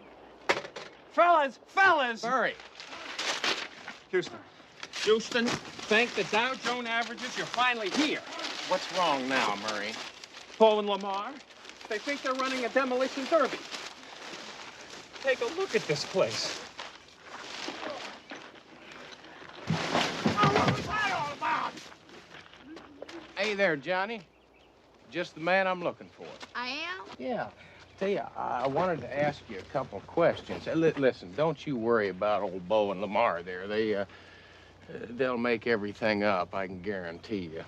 Listen, I saw your dad at the hospital this morning. They say he's getting better. Yeah, that's right. See, I needed to ask him a couple questions about what happened to him the other morning, but he was still sleeping. Well, I was there. Maybe I could tell you. You know, Johnny, that's what I thought. So what I'd like you to do is think real hard for me and see if you can tell me everything you remember. Well, we were planting flowers, and Mr. Brodax came out for his morning swim. And he was talking to some reporter guy. Can you tell me what they said? Something about a girl eating fire. And then his papers fell into the pool, and he started yelling at my dad to get them out. He said they were an article that he worked on all night. Huh. Article. That's what he said. That means something? Houston, it's phone for you. It's CJ. She says it's important. Be right back. What do you got, CJ? Maybe the missing link. I just found out that Hanrahan and Carl the Champ Ross served time in Leavenworth together. From what I could dig up, they have a mutual hate society. Which means that he'd want to kill both of them. Yeah, I'm still here, CJ. I just, strikes me a little funny that, I just never figured our Polynesian king to be a killer. We better pay him another visit.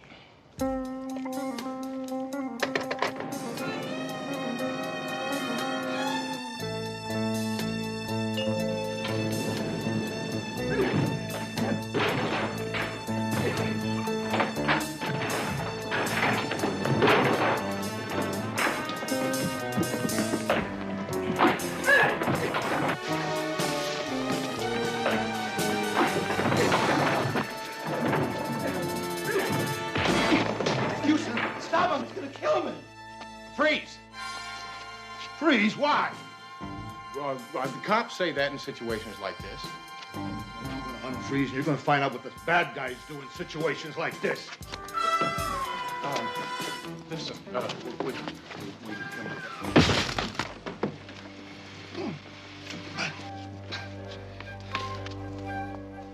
Now that I've got your attention, let me ask you a question. Be my guest. Thank you. Why are you trying to kill Mr. Hanrahan? He killed my boss because of what happened in Leavenworth. Brodax told me. If you don't believe me, take a look over in that corner.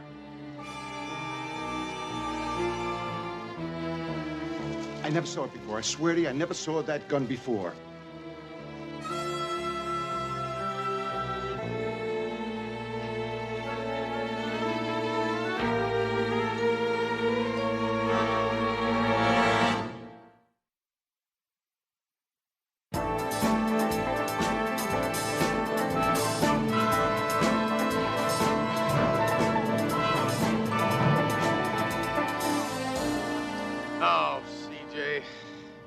I'm beginning to feel as out of place as a prairie dog at a rattlesnake convention.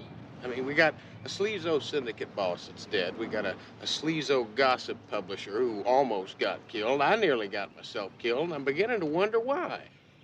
Oh, yeah. Did this build your arms up, your shoulders? Don't say anything. Did I say anything? Just I didn't say anything. Don't say anything.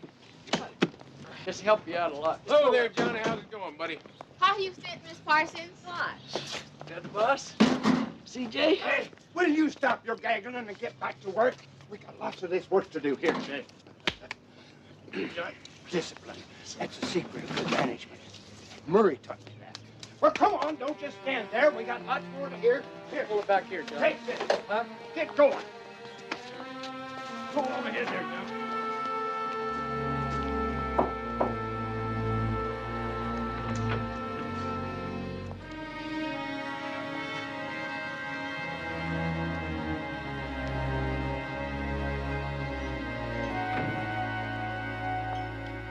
Just in time. Join me in a toast. This has really been a great day for us, Mr. Houston. You have caught a murderer, and I've got a story worthy of another special edition. Yes, you do. And you can start by telling your readers how you sent a professional fighter after Hanrahan, a man who used to make a living with his fist. Now, how'd you know it was Hanrahan? I figured it had to be him. He was the only one who had a grudge against both me and Ross. Which brings us to our next point. Right. How'd you know about that grudge? Read about it with the rest of America in Tattletale. Only cost $0.25. Excuse me, but Mr. Houston has a phone call. It's Murray from your office, line 3. Thank you. Hello, Murray. Yeah.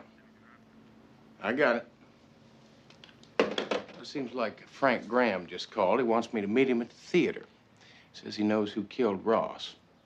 It wasn't Hanrahan. What? Yeah. Tell you what, CJ, I'm gonna have Bo and Lamar take you back to the office, and I'll talk to you a little later on, okay?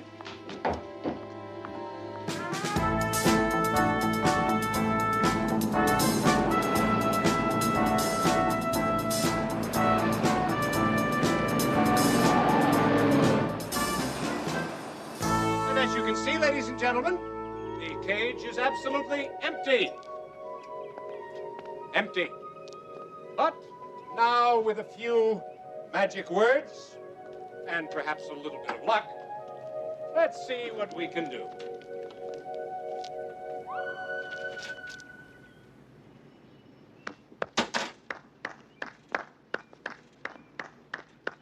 Well, I thank you, sir, for the applause. Small but very discriminating audience. Yeah, well, my office tells me that you're in a position to incriminate. They tell me that you know who killed Ross. Indeed, I do. And when you hear my evidence, you'll be convinced as well. The murderer is Al Brodax. That's very good, Maestro. How'd you figure it out? Yeah, well, actually, it wasn't him. It was me. Where are the cops? He's supposed to be here any minute now. That phone conversation out at your house, that was all a setup. This here's a trap. What are you talking about? Well, see, you staged your very own murder attempt. Yeah, you rigged your pool, and then you conveniently let those papers drop in, and you wanted Ron Randolph to fish them out for you. And then when you were sure that everybody knew somebody was trying to kill you, you murdered Ross. Yeah, and you knew the police were going to connect it to Hanrahan. That way you got rid of both of them. I'd have gotten away with it, too, if you hadn't stuck your nose in it. What are we going to do? I'm not real sure. You're the magician. Why don't you just disappear us out of here? You're probably wondering where you slipped up, aren't you? Well, I'm going to tell you. It was the papers in the pool.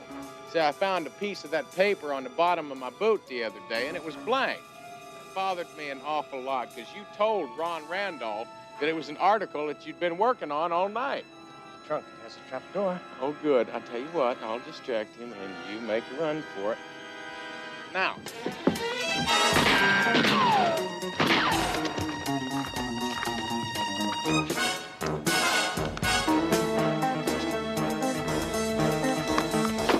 Better hide and stay hidden. Give it up, Brodax. The police are on their way now.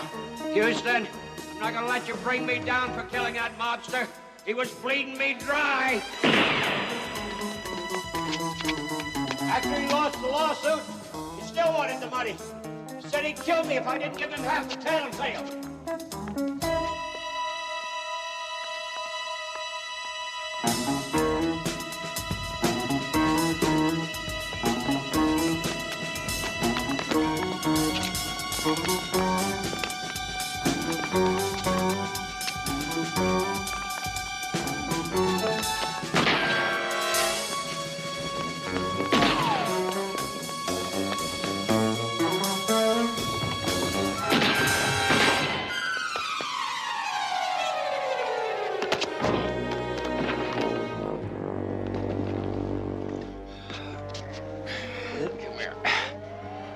Something. If Mr. Pulitzer ever gives a prize for malice, you're gonna have it all sewn up. Come on. Houston! Houston, where are you? Houston, are you all right? I'm fine, Vince, but I'm afraid you missed the show. Come on, Brodax.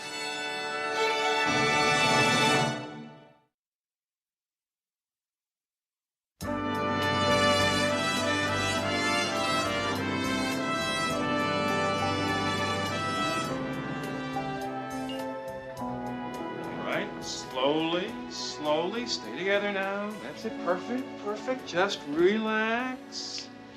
Murray? Well, Murray, what in the Sam Hill is going on here? How do you know? Know what? That's my name, Samantha Hill. Is it really? Before you say another word, did you or did you not say no business at the ranch? Huh? Did you, huh? Yeah, I did. Which means business is to take place at the office. And dinner takes place in a restaurant. Hungry? A little bit. All right, ignore me. Send me away. Hang me by my heels for looking after your interests. Crucify me for my responsibility. Murray, don't be so melodramatic. Houston was just talking about you. He was? Yes, he was. Yes, I was, Murray. And I was just telling CJ about how I was going over the facts and figures on the company that you left me. Really? Well, yeah, really, Murray. See, now I think it's a dandy little company. Now, if the numbers are right, I think... The numbers are more than right. Houston, the guy who owns the company is a genius when it comes to designing jeans, but he is a babe in the woods when it comes to money. I'm telling you, Houston, we can steal this company. Oh, no, we can't. We can't? No, no. See, you can't steal anything you already own. See, I bought half interest in that company this morning. See, it's just like you said, Murray. The man's a genius, and he's probably a pretty nice fella, and we wouldn't want to steal something from somebody like that, now would we? Not me. No. And Murray, because Houston wants to protect his investment, he wants you to buy something else. He wants you to buy the modeling agency. Modeling agency? Well, yeah, Murray. See, I figure as long as you've got the product, you've got to have the right packaging.